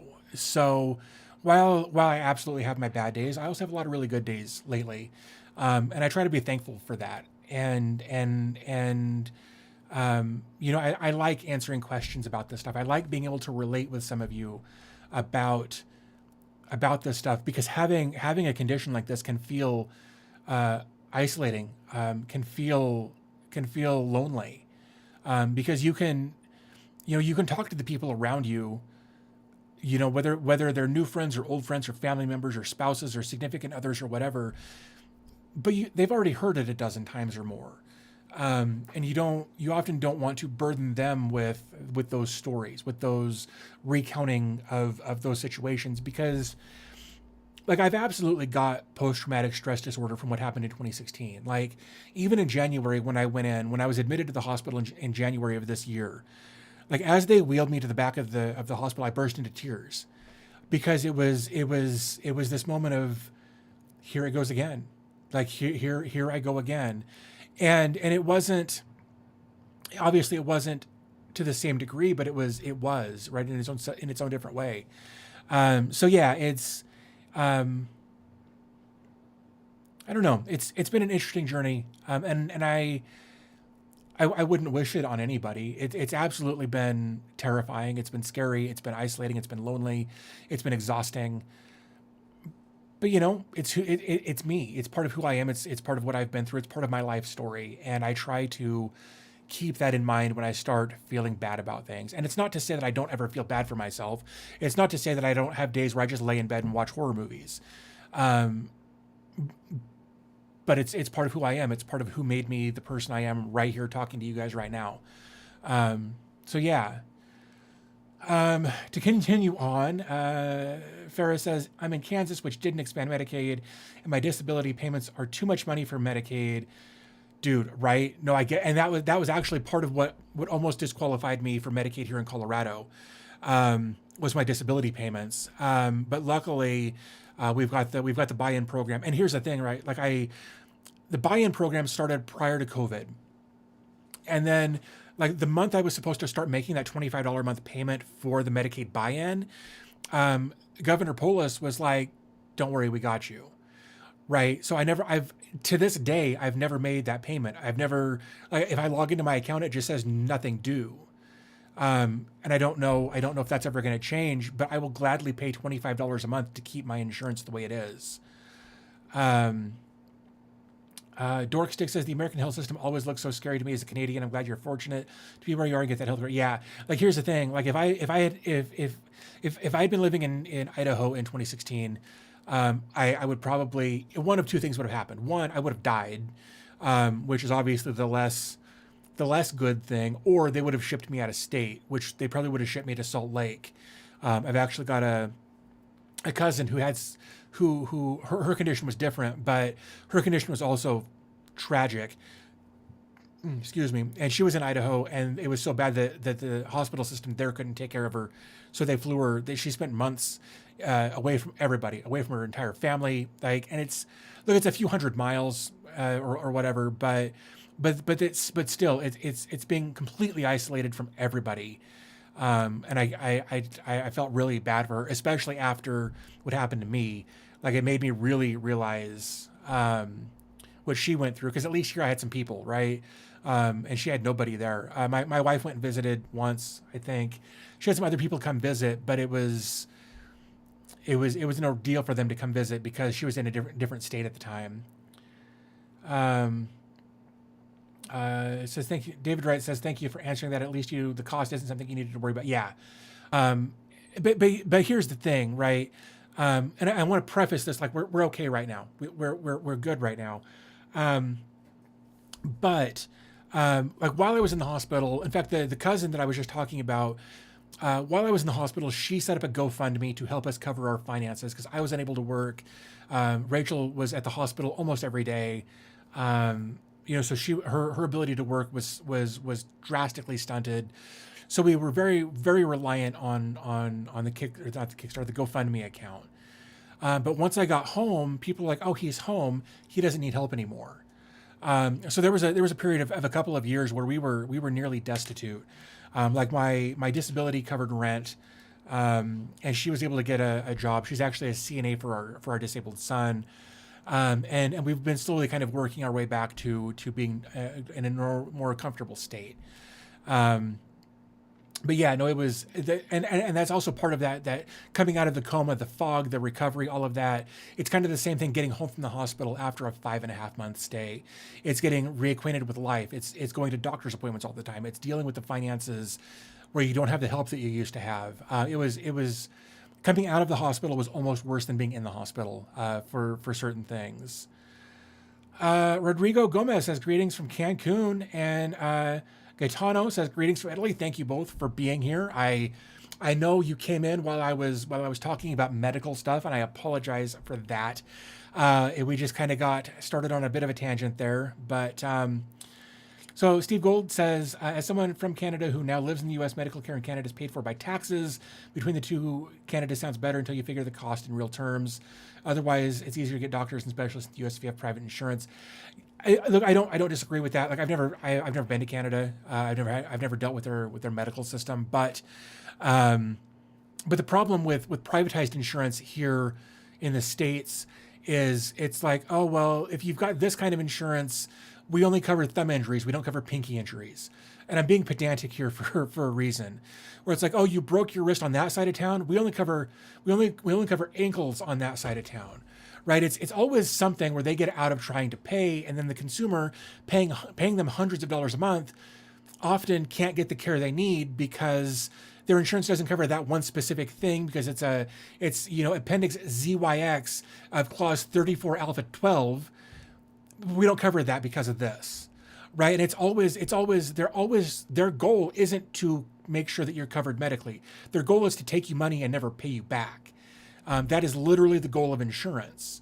Their goal isn't to make sure you're healthy. Their goal is to make sure they get as much money from you as they possibly can until you die.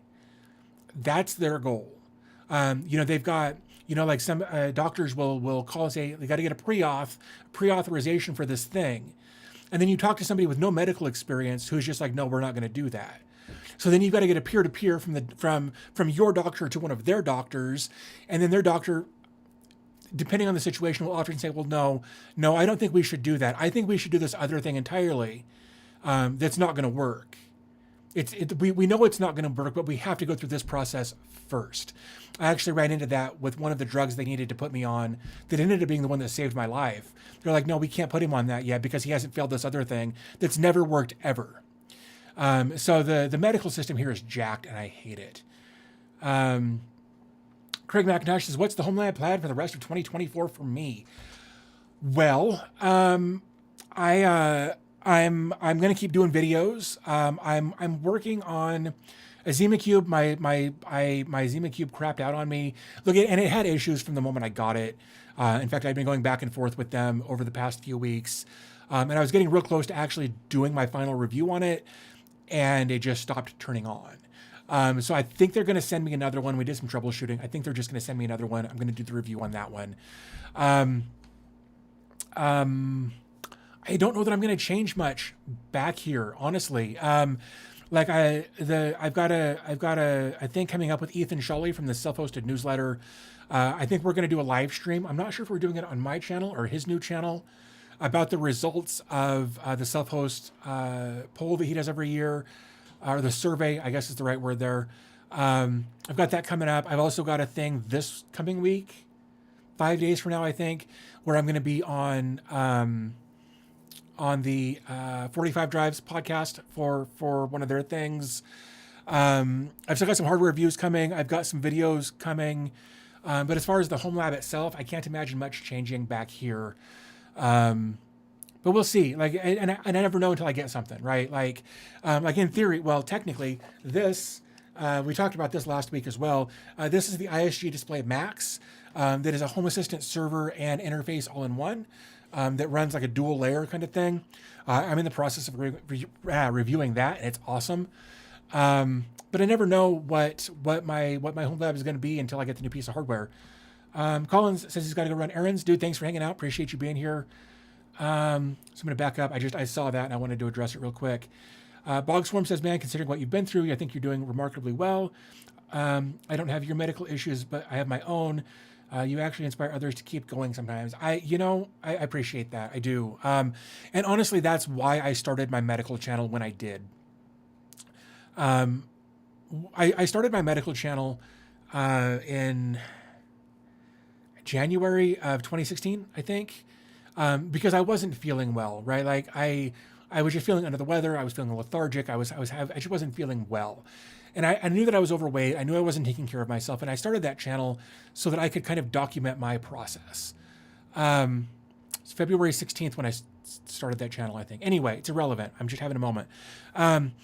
Because it was literally like a week after I launched my first video on that channel, that I was hospitalized for 5.5 months. I didn't realize in that moment how close I was to dying when I made that video. But my goal with that initially was to document my process in hopes to encourage other people to go on their own journey of self-recovery and doing better for themselves and that sort of thing. But that's not how that went. Like, once I started feeling a little bit better in the hospital, I started making update videos primarily for my family, who's 1,000 miles or 1,600 kilometers from here. Just telling them what was going on, giving them updates, showing them my recovery process. And of course, a lot of people saw that. They asked a lot of questions, and I kind of built a little bit of a community there. But I always kind of wanted to be, I don't want to say an inspiration, but I wanted to show people kind of the processes that I was going through. Craig says, I'm seeing a lot of chat about home lab, home server, having your own AI PC server. What do you think about your own AI platform? I think it's interesting, right? In fact, that's one of the things we've got an entire chat room or whatever on the Discord server about AI, where we just chat about that, share pictures that we've rendered, that sort of thing. I think it's interesting to play with. I think AI is an interesting thing to play with. I know that there's a lot of moral arguments to be made about AI. And I know that a lot of people are very much anti-AI, and I get why. I absolutely do. But I think AI has a place, or will eventually have a place. Like I've got, like on the HL15 back there, I've got a VM that has Plex as my home media server, as well as Invoke AI set up on it, that I usually leave turned off. But I've played with Invoke AI quite a bit. I like to mess with it. Like, I don't know that I would use it in production or something like that. Like, I've messed with it a little, and I've tried some things, but I don't necessarily get the results I'm looking for. And I don't know if it's the limitations of my system, because I've only got an 8 gig card in there, or an 8 gig GPU, or if it's me not doing my prompts correctly. But it's fun to play with, and eventually I think it will have a use case. But I do also understand why people are concerned about it, like legitimately taking jobs, whether it's writing content or creating art or whatever. I can see where there's absolutely a concern about that.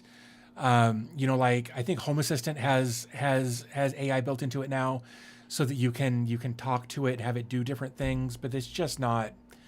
I don't want AI controlling my house, So yeah. Craig also follows up with, we have free medical for everyone in the UK, no matter your job or income. I genuinely think that's how it should be. I really do. Like, I don't feel like healthcare or health is only for the wealthy. I feel like everybody should have an opportunity to be able to take care of themselves. Um, but not everybody agrees with that, and everybody's got the right to not agree with that. Um, let's see, my fault for starting it being off topic. Hit me up in the Discord. It's one of the things I love about being British. Cold hard truth right there. But truth it is. Steve Gold says, by the way, I'm watching from Belize. That's awesome. I've never been to Belize. I've never been in the southern half of the equator, or south of the equator. Hell, I've never been farther south than Texas, if I'm being completely honest. Like right on the Texas-Mexico border. Man, if it gets to 95 degrees in that room, how hot does it get in that enclosed rack, or is it cooled somehow? So it's not. What typically happens in that case if it gets above like 90 degrees in here, I take the door off to give it as much air as possible, because it's got vents on the front to let air in, and it's got a fan hole in the bottom, and it's got an exhaust fan in the top, but it's just not enough. And that's one of the problems with the room that I'm in right now. I'm sitting in my garage, right? This is a 10 by 12 temporary room that I've built in here. For the sake, well, originally it was a kind of a temporary bedroom for someone, but that I've since turned it into my studio space. So when it starts getting too hot, I pull that door off of the front, and then I've got a fan, this fan right here, that I will often put right in front of it to give it even more airflow to help push air through it. So I've got, and this actually does have an evaporative cooler system in it, so I can put water in it and it will help cool the air better.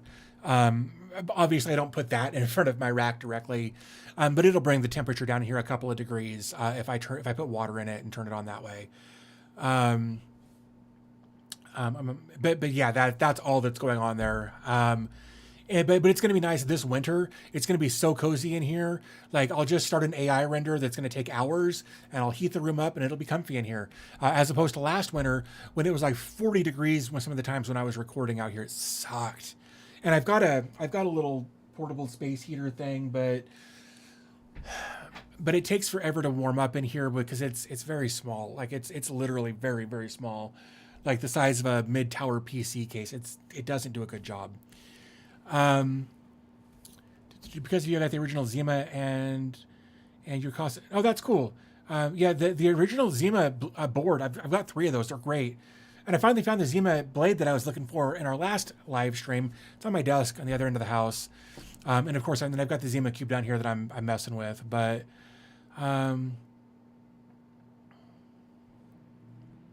is Icewhale a company that builds hardware to support their software, or a company that develops software to? So it's a bit of both, right? So when Icewhale first started, so the way I found out about Icewhale was through Casa OS. Somebody shared a screenshot of it on Reddit, I think, and I saw it and I was like, holy crap, that looks amazing. So I think I said this last time. I think I'm actually one of the very first people to make a video about Casa OS. There were blog posts and things like that, but I think I was the first person to make a video, at least that I could find, about Casa OS. And I made a video about just kind of an overview of it, and I did an install video, and then I did a bunch of videos about how to install different containers on it, and then they changed a bunch of stuff, and I understand why they changed some of it. But then they started reaching out to me, and they're like, "Hey, we've got this new piece of hardware coming out. We'd like you to look at it," which was the Zima the Zima board. They sent me the original 832 model, 8 gigs of RAM, 32 gigs of onboard storage. And I loved it. Like it was my home lab for a while. And I was like, hey, I've got this idea. Because I was starting to learn Proxmox at that point. And I was like, send me 2 more. I want to do a Proxmox high availability cluster with it. So I did that. And then after a while, then they sent me the Zima blade. And around that same time, I think I made a video about Zima OS, which was the more refined version of Casa OS, more enterprise level than Casa OS. And then they sent me the Zima Cube. So they started with software and they've worked their way into hardware. And now they're just they're building one for the other, I think.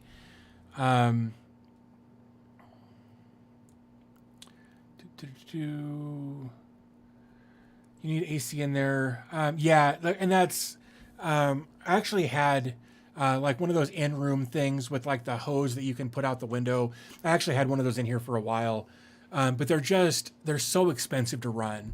They're so expensive to run. So, and honestly, here in Colorado, it rarely gets as hot as like 95 degrees, right? And if it does, if I know it's going to be a hot day, like I've got a door on either side of me here. Like this one goes to the backyard, that one goes to the garage, and our garage door is always cracked so that our cats can come and go as they please. So there's always airflow going through here.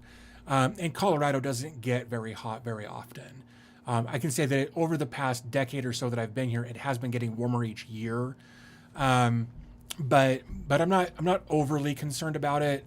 And if it comes down to it, I'll figure out a solution. But using an air conditioner, like a window unit or an in-room unit with the exhaust, they're so expensive to run. I like it. We had for a while we were running 3 of them in our house, and it was costing an extra like $300 a month to run them just to keep our house comfortable. And it ended up not being worth it for us. So, PC as a heater, yeah, basically. Love it. Your RC room at the office only has AC. No need to heat the room. Yeah. My T-shirt for today says "Back that ass up." That's a good. Did you get that from Lawrence Systems? Because I know that Tom Lawrence sometimes wears a shirt that says "Back that ass up." So that just made me think of that.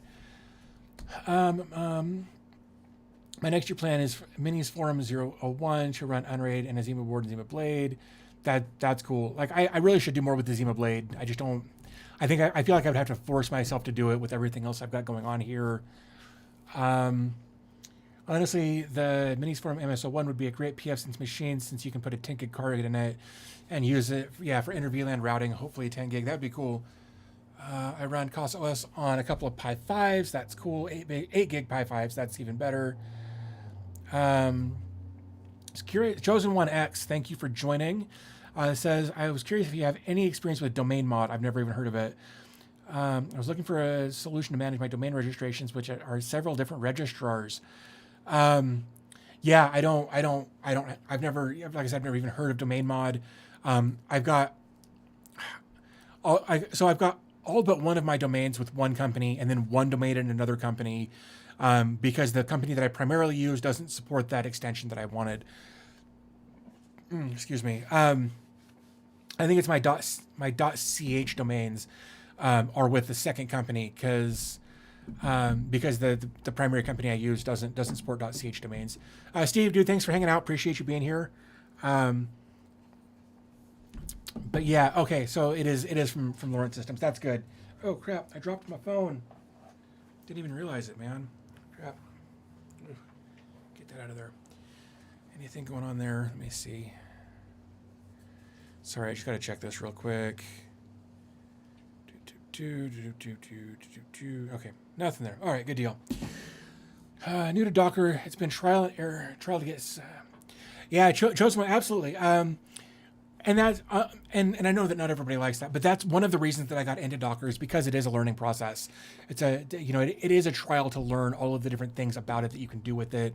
Learning what has to be in a Docker compose or in a Docker run command, and how you can change things up to get different results. But I've always been somebody who likes to learn new things for the sake of learning new things. I will watch a documentary about a wolf spider for an hour and a half just because I didn't know that much about that particular thing. It's something I've always done ever since I was little. I like to learn new things for the sake of learning new things. Craig McIntosh says, great Saturday night, guys, but still waiting to get my new spectacles back from repair. So typing blind. Yeah, we've actually got it. My wife and I both have an appointment, I think next week, to get our eyes checked again. When Google Domains sold off, went to Cloudflare except for my .network domain. Yeah, and I don't like, as much as I use Cloudflare for everything, I've never used them. I've never bought a domain through them, and I don't know why. But I use a different company for that. Let's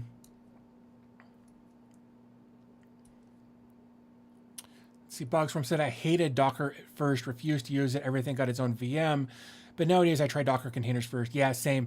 Like I actually made a bunch of videos for a while about what company or what company, wasn't VMware, I don't think, but it was about using a virtualization platform to install different operating systems to do different things. But yeah, no, I did VMs for a lot of different things, and then set up my first Plex server, and I was like, I should make a video about that. And then I've been making videos about Docker stuff ever since, and I've really enjoyed it. I've really enjoyed the process of learning and whatnot. So, and it's one of the reasons I enjoy making content, is because I like to learn things and then share what I've learned with other people. And I discovered fairly early on that YouTube was a great way to do that. In fact, one of my top performing videos ever, it wasn't computers, it wasn't home lab, it wasn't Docker, it was nothing, right? It was when one of the Fitbits, one of the early Fitbits, the band was peeling off, and I made a few different videos about it, and documented all of that. And one of those videos has got like 300 and something thousand views, yeah, it was kind of at that point I was like, oh, if I make the right kind of content, if I make topical content, if I make content that's relevant to people, they'll watch it. And then I got into doing Docker and self-hosting and home labbing and all of that kind of stuff. And I've really, really enjoyed it. And I've really enjoyed learning a lot from the people who are watching my content. It's been a really neat kind of back and forth, between myself and the people watching and leaving comments and that sort of thing. And that's not to say I don't get some just bonkers comments, man. Sometimes I just get, some of the comments I get are just really, that's the and I don't just mean the spam comments. Like they get flagged and whatnot, but just some of the people will come to my videos where I'm talking about installing a Docker container, and they will leave comments telling me that they don't see any purpose for Docker. Docker's a waste of time. Docker's not good for anything. Why would I even make? And it's like, well, then why are you here? If you hate Docker so much, why are you here? Why are you watching this video if you hate Docker so much? And like I've started asking if they need to talk every once in a while. I was like, do you need someone to talk to you? Or are you going through a rough time right now? Because just lashing out like this isn't healthy behavior. Like, do you need someone to talk to? Here's my email. Like, because I don't understand why people leave these comments about like, well, I don't like Docker. I think this is stupid. Cool. Then go find a different video. Like, I don't know why you're here. Hey, dude. There was one that I got overnight. Well, it started last night, and then this person asked about I made a video about OpenBD Vault 7. And in that video, I talk a little bit about setting up Docker and how we'll be setting up Docker and that sort of thing. And they ask, hey, I noticed that you talk about setting up Docker on here. I don't want OpenBD Vault 7 for Docker. Do I need Docker? I was like, if you don't want to use Docker, you don't have to set up Docker. Like, if you're just going to use it for a NAS or whatever, you don't need Docker. It's fine. And I thought that was going to be the end of it. But then they left like 5 more comments or something, saying, well, English isn't my first language and you talk too fast. Yep, I do. You're right. I talk too fast. I know that. I've got an entire page on my website dedicated to the fact that I talk too fast. Like, I'm aware of that. And I'm sorry that you have a hard time watching my content. And just like, and then they left another comment about, well, like, now that you've installed Docker, your dashboard looks different from mine and I don't know what to do. I was like, dude, I don't know what to do. I can't help you with that. And I didn't really respond to any of this stuff because I was just like, dude. And it was just like, well, and it was like all these ramblings about like, I don't understand this because of that. I don't understand this because of that. And I was like, okay, cool. Like, then maybe this isn't the solution for you, right? Maybe just get yourself an inexpensive NAS. If that's all you need is NAS, then go get a NAS and use it as a NAS, right? That's finally how I responded. But one of their comments was, P.S., what is SSH? And it's like, okay, at this point, this is the wrong video for you, right? Like, if you don't understand what SSH is, if you don't know what that is, then you haven't done enough research to be delving into this topic at all. That is, so it's some of those crazy comments that I get are just like, wow, like, sometimes I just wonder, I wonder about people sometimes just based on the comments that I get on my videos. So anyway, let's go back to here. Bog Swarm. Oh, Alejandro, thank you for being here. Appreciate you stopping by. Borg Swarm says it was you and awesome open source that finally got me to stick my toes into Docker. That's cool. I'd really appreciate knowing that. People typing on the internet will type things they'd never say in a voice chat. Yeah, absolutely. I 100% agree with that. Chosen One says I had several at Google, which now have migrated to Squarespace, and I'm deciding what to do with those. Namecheap has always been good service over the years. Yeah, I've used Namecheap in the past for clients that I used to have when I was building websites for people. Pork Bun has really raised their prices. They went from $4 in 2020 to, wow. Look, I think that's just for certain TLDs. I don't think that's for all of them. Because every once in a while, I'll pick up a new domain. I've let a lot of domains go over the past couple of years because I just didn't use them. I thought they'd be funny for a project or whatever, and then I never used them. And let's see. Everything running through Docker. Do you know? Let's see, Bogswarm, same here. Now that I try and get everything running through Docker, I genuinely love when I see a new DB Tech video. That's cool. Thank you. Yeah, and I'm always to reply to David Wright's and Bogswarm. That's genuinely what I'm trying to do is find things that other people wouldn't know about otherwise. Because there are so many cool projects out there, like even WebCheck, the one that I did Wednesday. I'd never heard of it, and it's got 22,000 stars on it. And that video's kicking butt. Like a lot of people really dig that video and that whole project. But I try to find things that people haven't seen yet. Because like I could make a new Nextcloud video every week, just talking about different things. But I hate Nextcloud so much. Look, and it's not that there's anything wrong with Nextcloud itself. It's that I don't have a use for it. And because I can't even find a use for it, I can't get excited about it. I can't give it my all. Plus, there seems to be a bit of elitism in the Nextcloud community. And I know I'm going to take some flack for that. But there seems to be a level of elitism in the Nextcloud community about, if you're not doing this, then you're doing it wrong. Oh, I hate it when that happens. Kid came through and triggered the motion on my Akara back there. Let me see if I can fix it before it fixes itself. Home Assistant. He did that to me last week too, and it's not his fault. He's just doing his stuff. Studio presence lights on, run. There we go. Studio presence off. Disable. I'll deal with that later. So I always try to find videos that are new and intriguing, or maybe it's a container that's a bit older but has been rebuilt and has new features and that sort of thing. Let's see. They'll type a lot of things because they have no fear that they will get punched in the face as a consequence. Internet anonymity has not left the best mark on social media. I agree with that. Molo just says support. I don't know what you mean. So let's see what else. Almost finished my migration. That's awesome, Jorge. That's awesome. I run things. I like to call them services and VMLXCs and Dockers. There's a good use case for all three. There isn't just one setup that works well for all. 100% agree with that.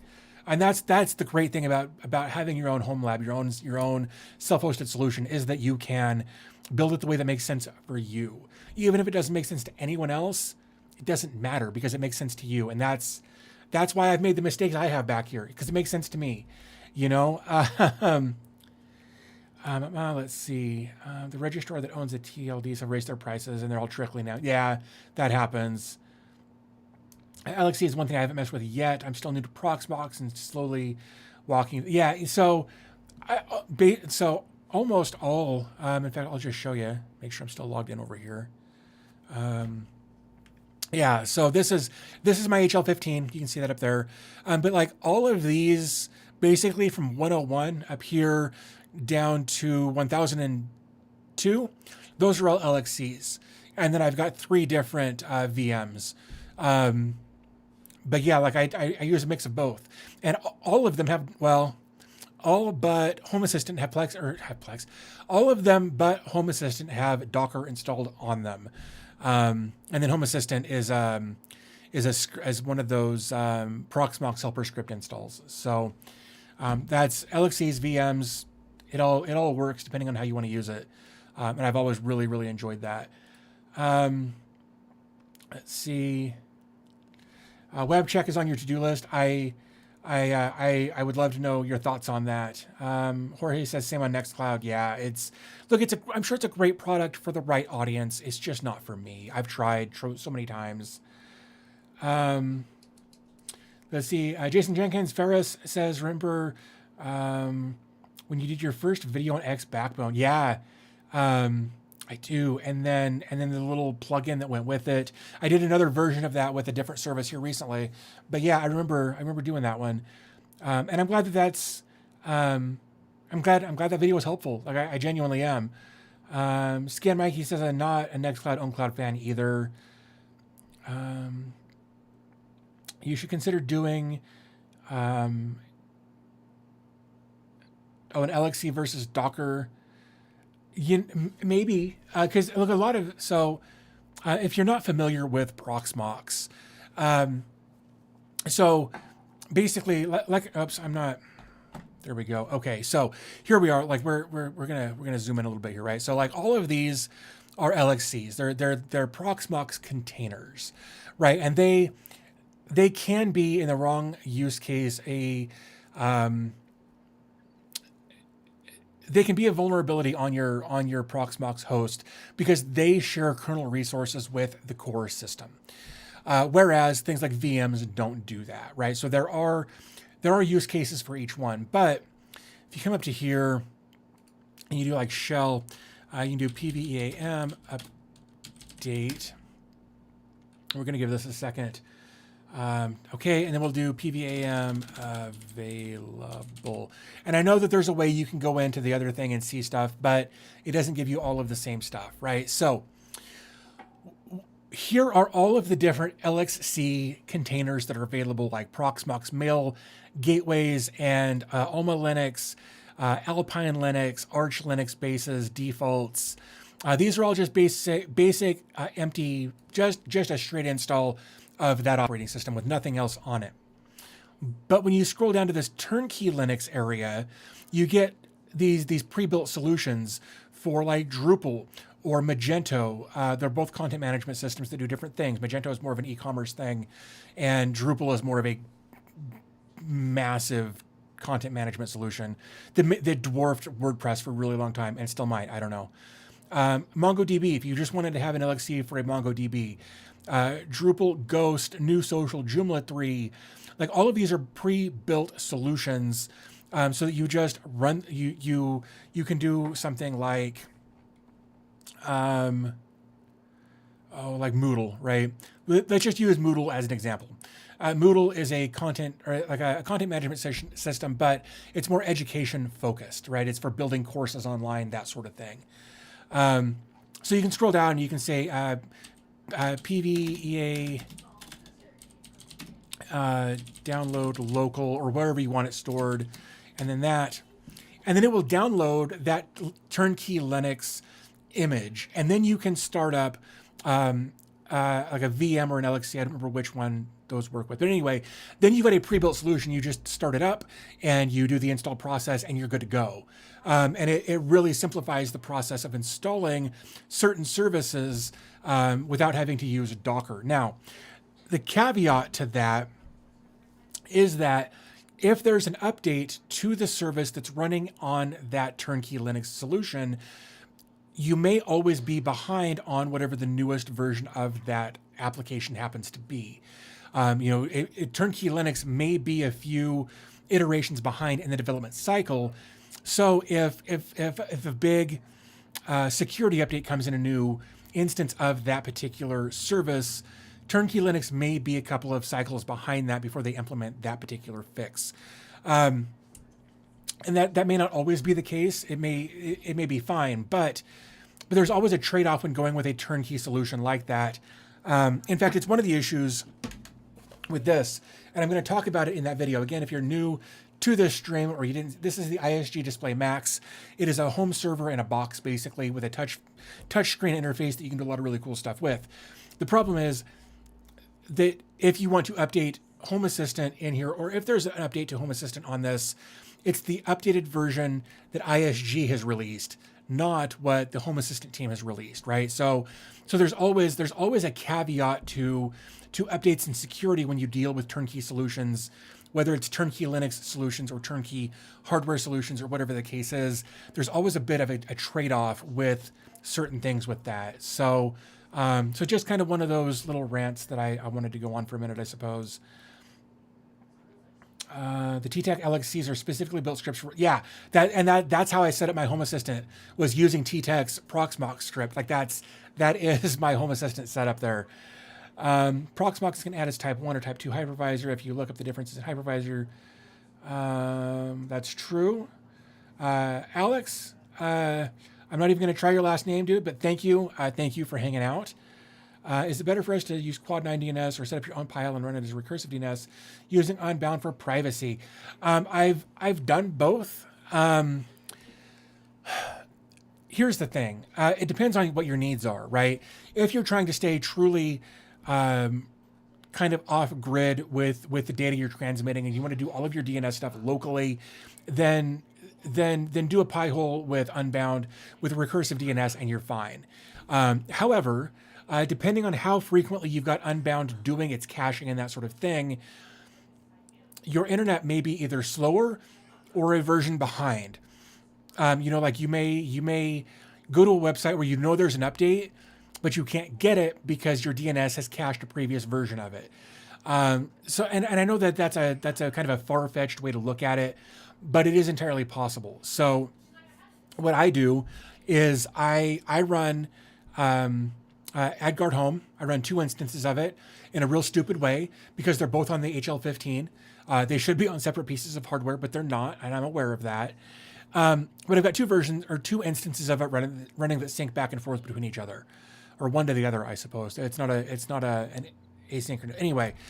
So I've got my AdGuard Home set up. I've got my block lists set up in there, and then I've just got Cloudflare. I think I use Cloudflare and Google as my upstream. So if one has an issue, it will always hit the other, and my internet won't go down. So it's really dependent on what your needs are for speed and security and anonymity.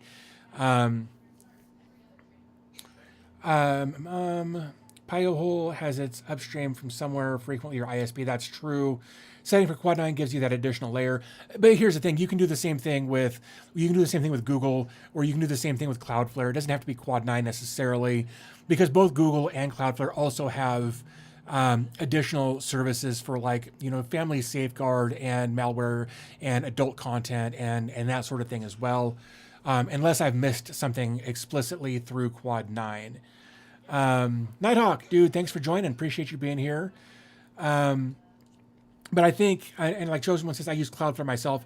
I used Cloudflare exclusively for a long time, but I think I've got Cloudflare as my primary and Google as my secondary. Again, just in case one goes down, the other one probably won't. And that way I don't have to worry quite as much about being reliant on one service if it goes down. It's like the situation, if this HL15 goes offline, everything that's pointed to those DNS servers on AdGuard, they stop working, right? And that's why I need to move one of them to a different device so that it can always be up and running if I have to take the HL15 offline for any reason. But there's a lot of little tweaks I need to make to my setup.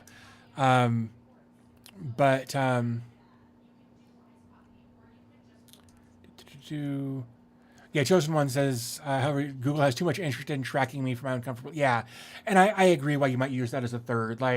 And I might eventually switch that up. And I don't even know if I'm being 100% honest about my my Cloudflare versus Cloudflare and Google. It might be Cloudflare and something else.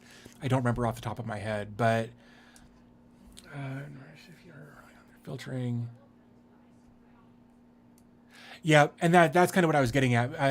Borgstorm says people need to remember is if you're relying on their filtering and one goes down, your DNS jumps to the secondary, so both need to be doing filtering for DNS, and that's 100% correct. And that's why I've got all my filtering done locally, right? Like I've got my lists on my AdGuard set up for the stuff I want to filter, and then I just use their open DNS stuff for the recursive stuff on the internet side of things. And I know that not everybody likes that, but again, it works for me. It works for my family. In fact, even doing that is too much for my wife.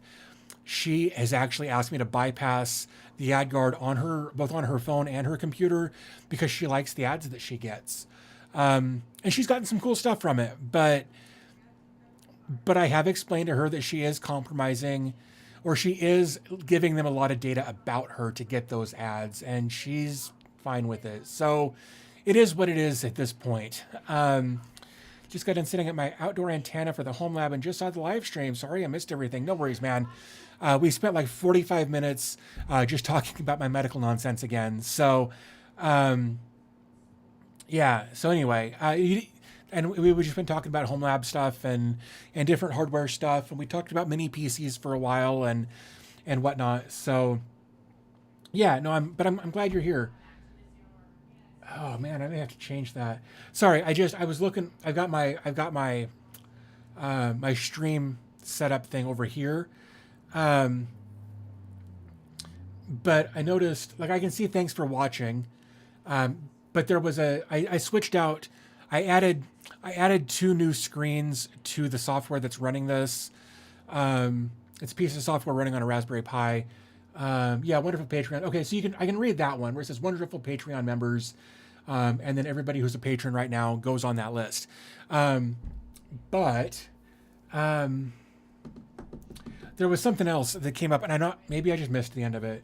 Because I switched out this screen. I wanted a different look for it that wasn't quite as jarring periodically like the last one was. But I also added a screen for channel members over here on YouTube. So yeah, I looked over and I was like, wait, why can't I see anything? So I'm gonna have to keep an eye on that so I can make sure that I'm not that I haven't actually screwed that up. Sorry, looking at something over here. Okay, that's fine. I said that was fine earlier. All right, let's see. Okay. Let's see. Sorry, I missed this. I recently tested setting my VPN to Iceland, which has really strict privacy laws. It's amazing how much control you get. Even the YouTube recommendation engine stalls out. Wow. That's crazy. Here's the thing. Like, I actually had something similar happen. I went through a while back, and I turned on a bunch of the default lists in AdGuard and lost most of my Facebook functionality. Like I couldn't look at my notifications. I couldn't look at my chat. Everything was gone. And then so I had to like turn it all off and then wait until all of the DNS cleared, and then things started slowly coming back. But there was a period of time for almost a week before I realized that was the issue. Facebook was more useless than normal. Like I couldn't look at anything on there. Or if I really wanted to wait like 3 to 5 minutes for a page to load, I could. And that's not me exaggerating. It was minutes of waiting sometimes because of all of the different ad tracking I had, or ad blocking rather, that I had turned on my AdGuard system. Super crazy about how much it blocked and how much of Facebook is on some of those different lists. So yeah, that's it was crazy to see how much I lost. Back to dial-up days, dude. I wish it was dial-up. Oh, okay. Sorry, that actually looks fine. I must have just caught a weird spot. So it's whatever. Oh, and of course I said that earlier. There's a kitty right there. That's Smudge right there behind me. She's the one that we inherited from the neighbor. Pure white, super pale yellow eyes, very, very white, and always, always bathing like that. She's the cleanest cat we've got. But yeah, so what else we got here? I want to make sure I don't miss anything. Let's see. Would you consider for the future making a video on how to run a Tor relay and Docker? It would make it great to run an isolated environment like Docker for security and easy management. I might, Pena Lord, I might consider that. I actually did one for a chat relay Docker service for some stuff that was going on where people were unable to communicate outside their country. I generally, honestly, I try to stay away from Tor because I know I understand its original purpose, and I understand how some people use it for different things, but I also try to keep in mind the other things that it often gets used for.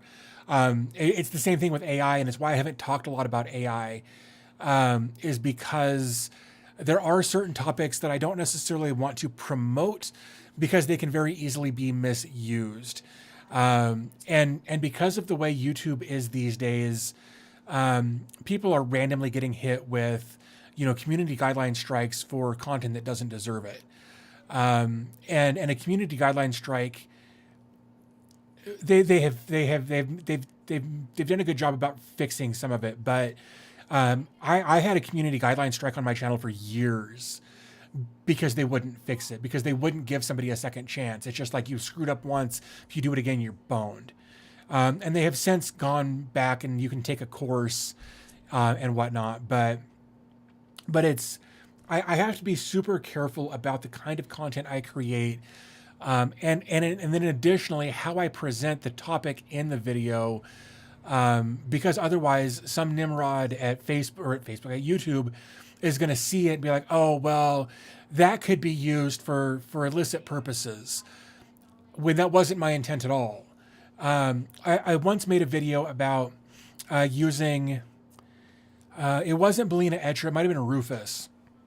I made a video about using Rufus to create a bootable USB stick for Windows.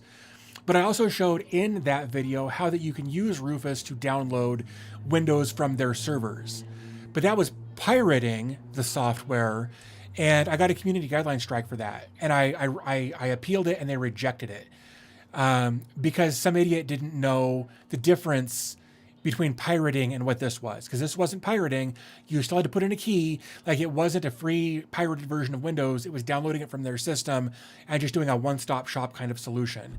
And some idiot at YouTube was like, oh, well, you're pirating, so we're gonna give you a strike for that. And I was just like, dude, I was super, super frustrated. Let's see what else we got here. That's why they don't web interface. They want the app installed so they can, and that's one of the problems I have with a lot of these apps. It's they are a lot of. Here's a complaint that I have, right?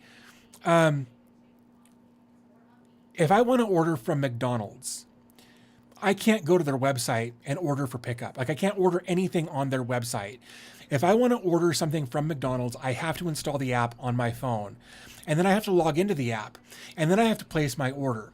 And then I have to go get my order, which is fine, whatever. But because they can't track you from their website, you have to install the app in order to order from them, which has been a big deterrent for me anyway. But it's just like, dude, really? Like, you're going to go to that length to collect my data? You're going to make the experience worse so you can collect my data? Reddit's done the same thing in a way. Reddit here a while back made it so if you're on their website, you can't use Control Enter anymore to send a response, a comment. You can't use Control Enter anymore.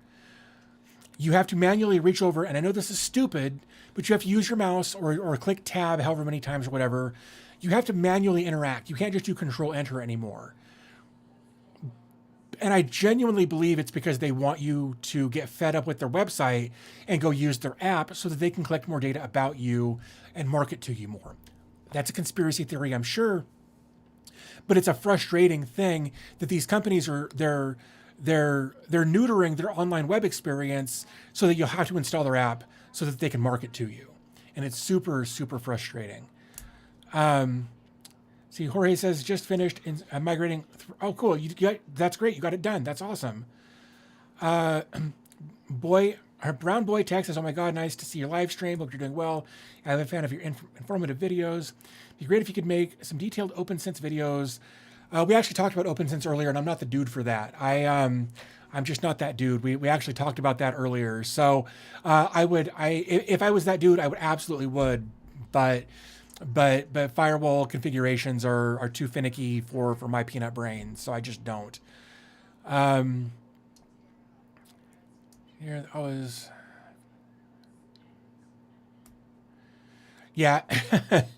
You can set up an open VPN VPN or WireGuard container.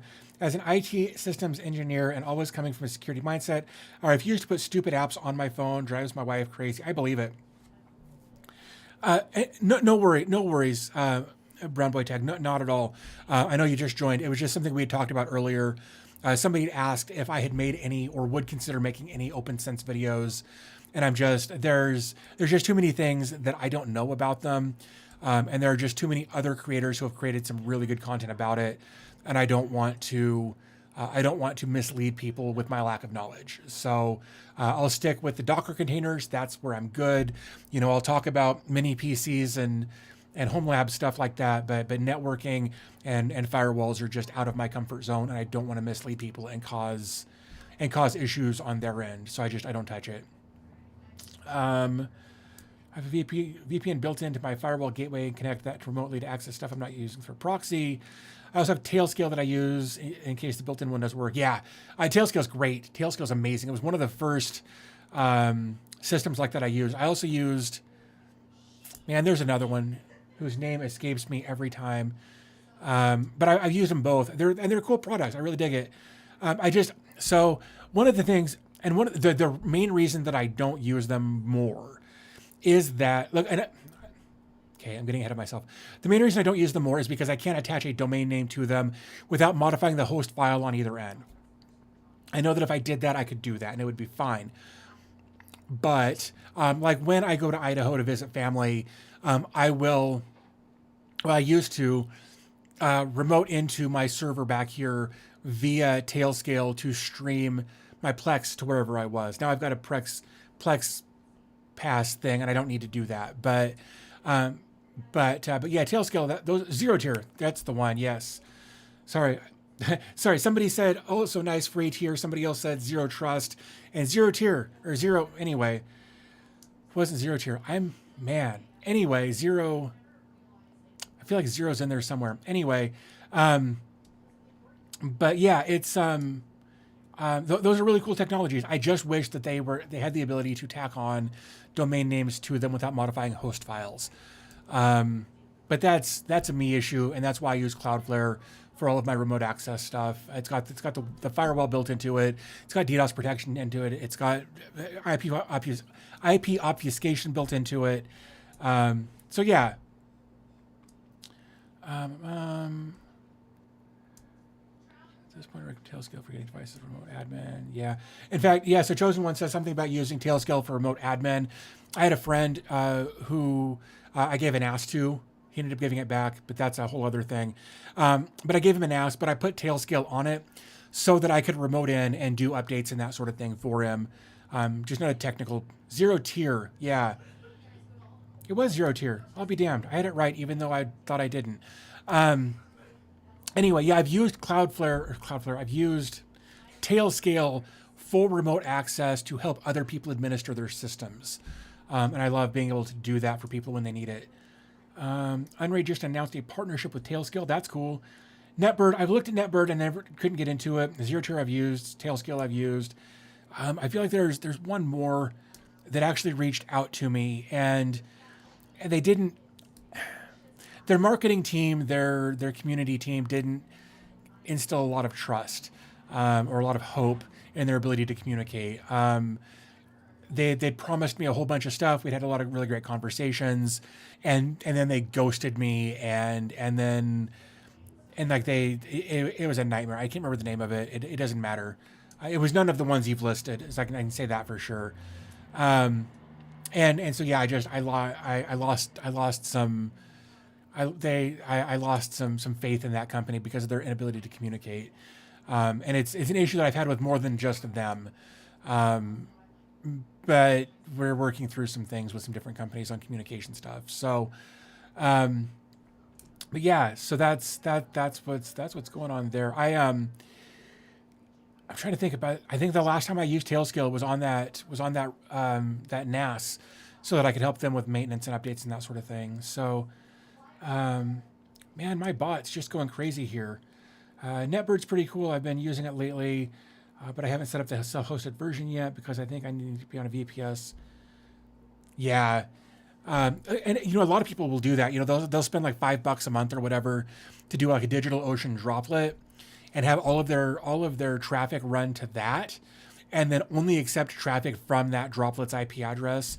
And that's a cool way to do it. I should probably try it just to say I have, except then I have to open up ports on my network, and I don't want to do that. So, um, NetBird is open source, so more people or more possible to get a feature if you really want it. I'm not above creative compensation. You'd be amazed at what I have solved with pizza and tasty beverage. I believe that. That's great. That's great. I dig that. Um, I don't know why that's open. That's weird. Man,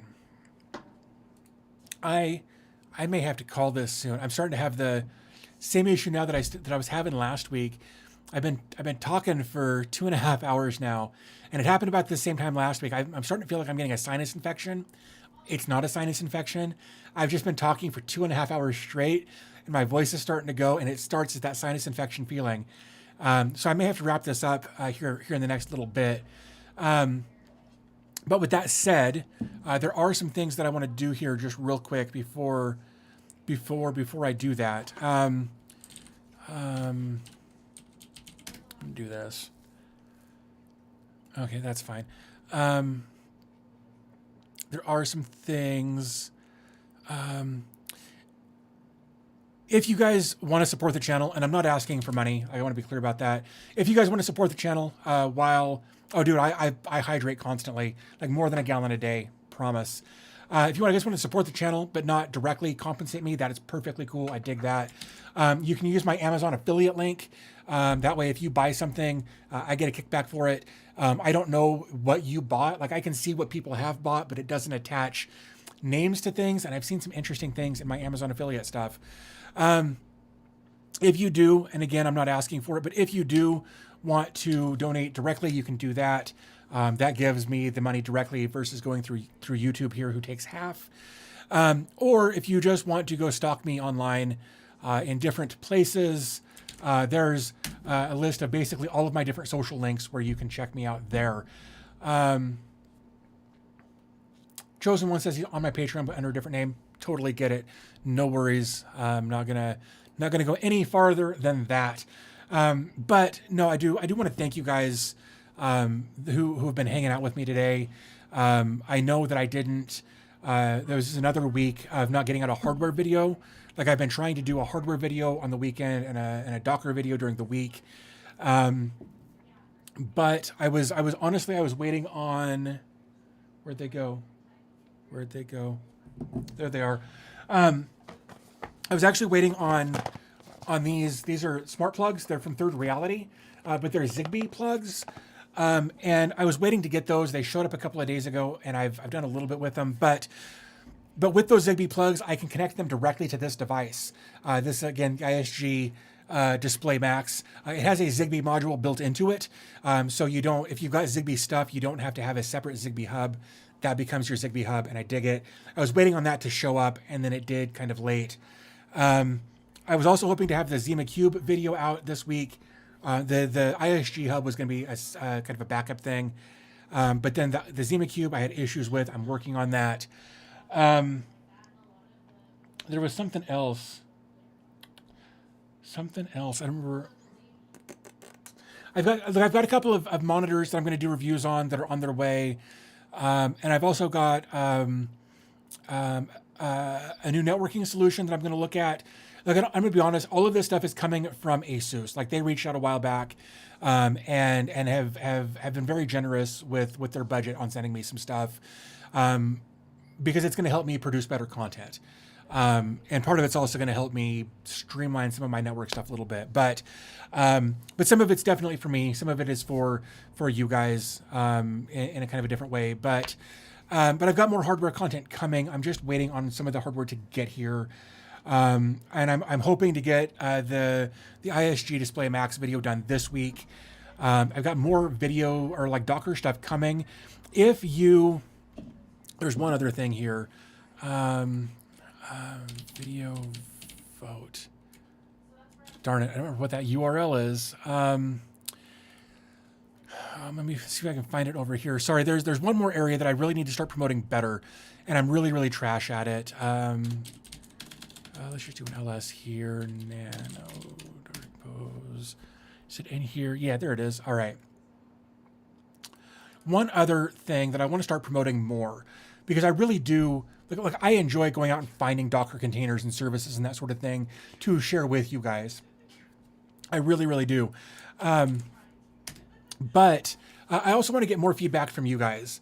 So if I come over to here, this is videovote.ebtech.com. I'm going to share this in the chat, because this is an opportunity for you guys to help me decide what I'm going to produce content on. I can't guarantee it'll happen, but this is a place where you can say, like, this is something I'd like to see a video about, or you can kind of scroll through here and see other things that people have already talked about.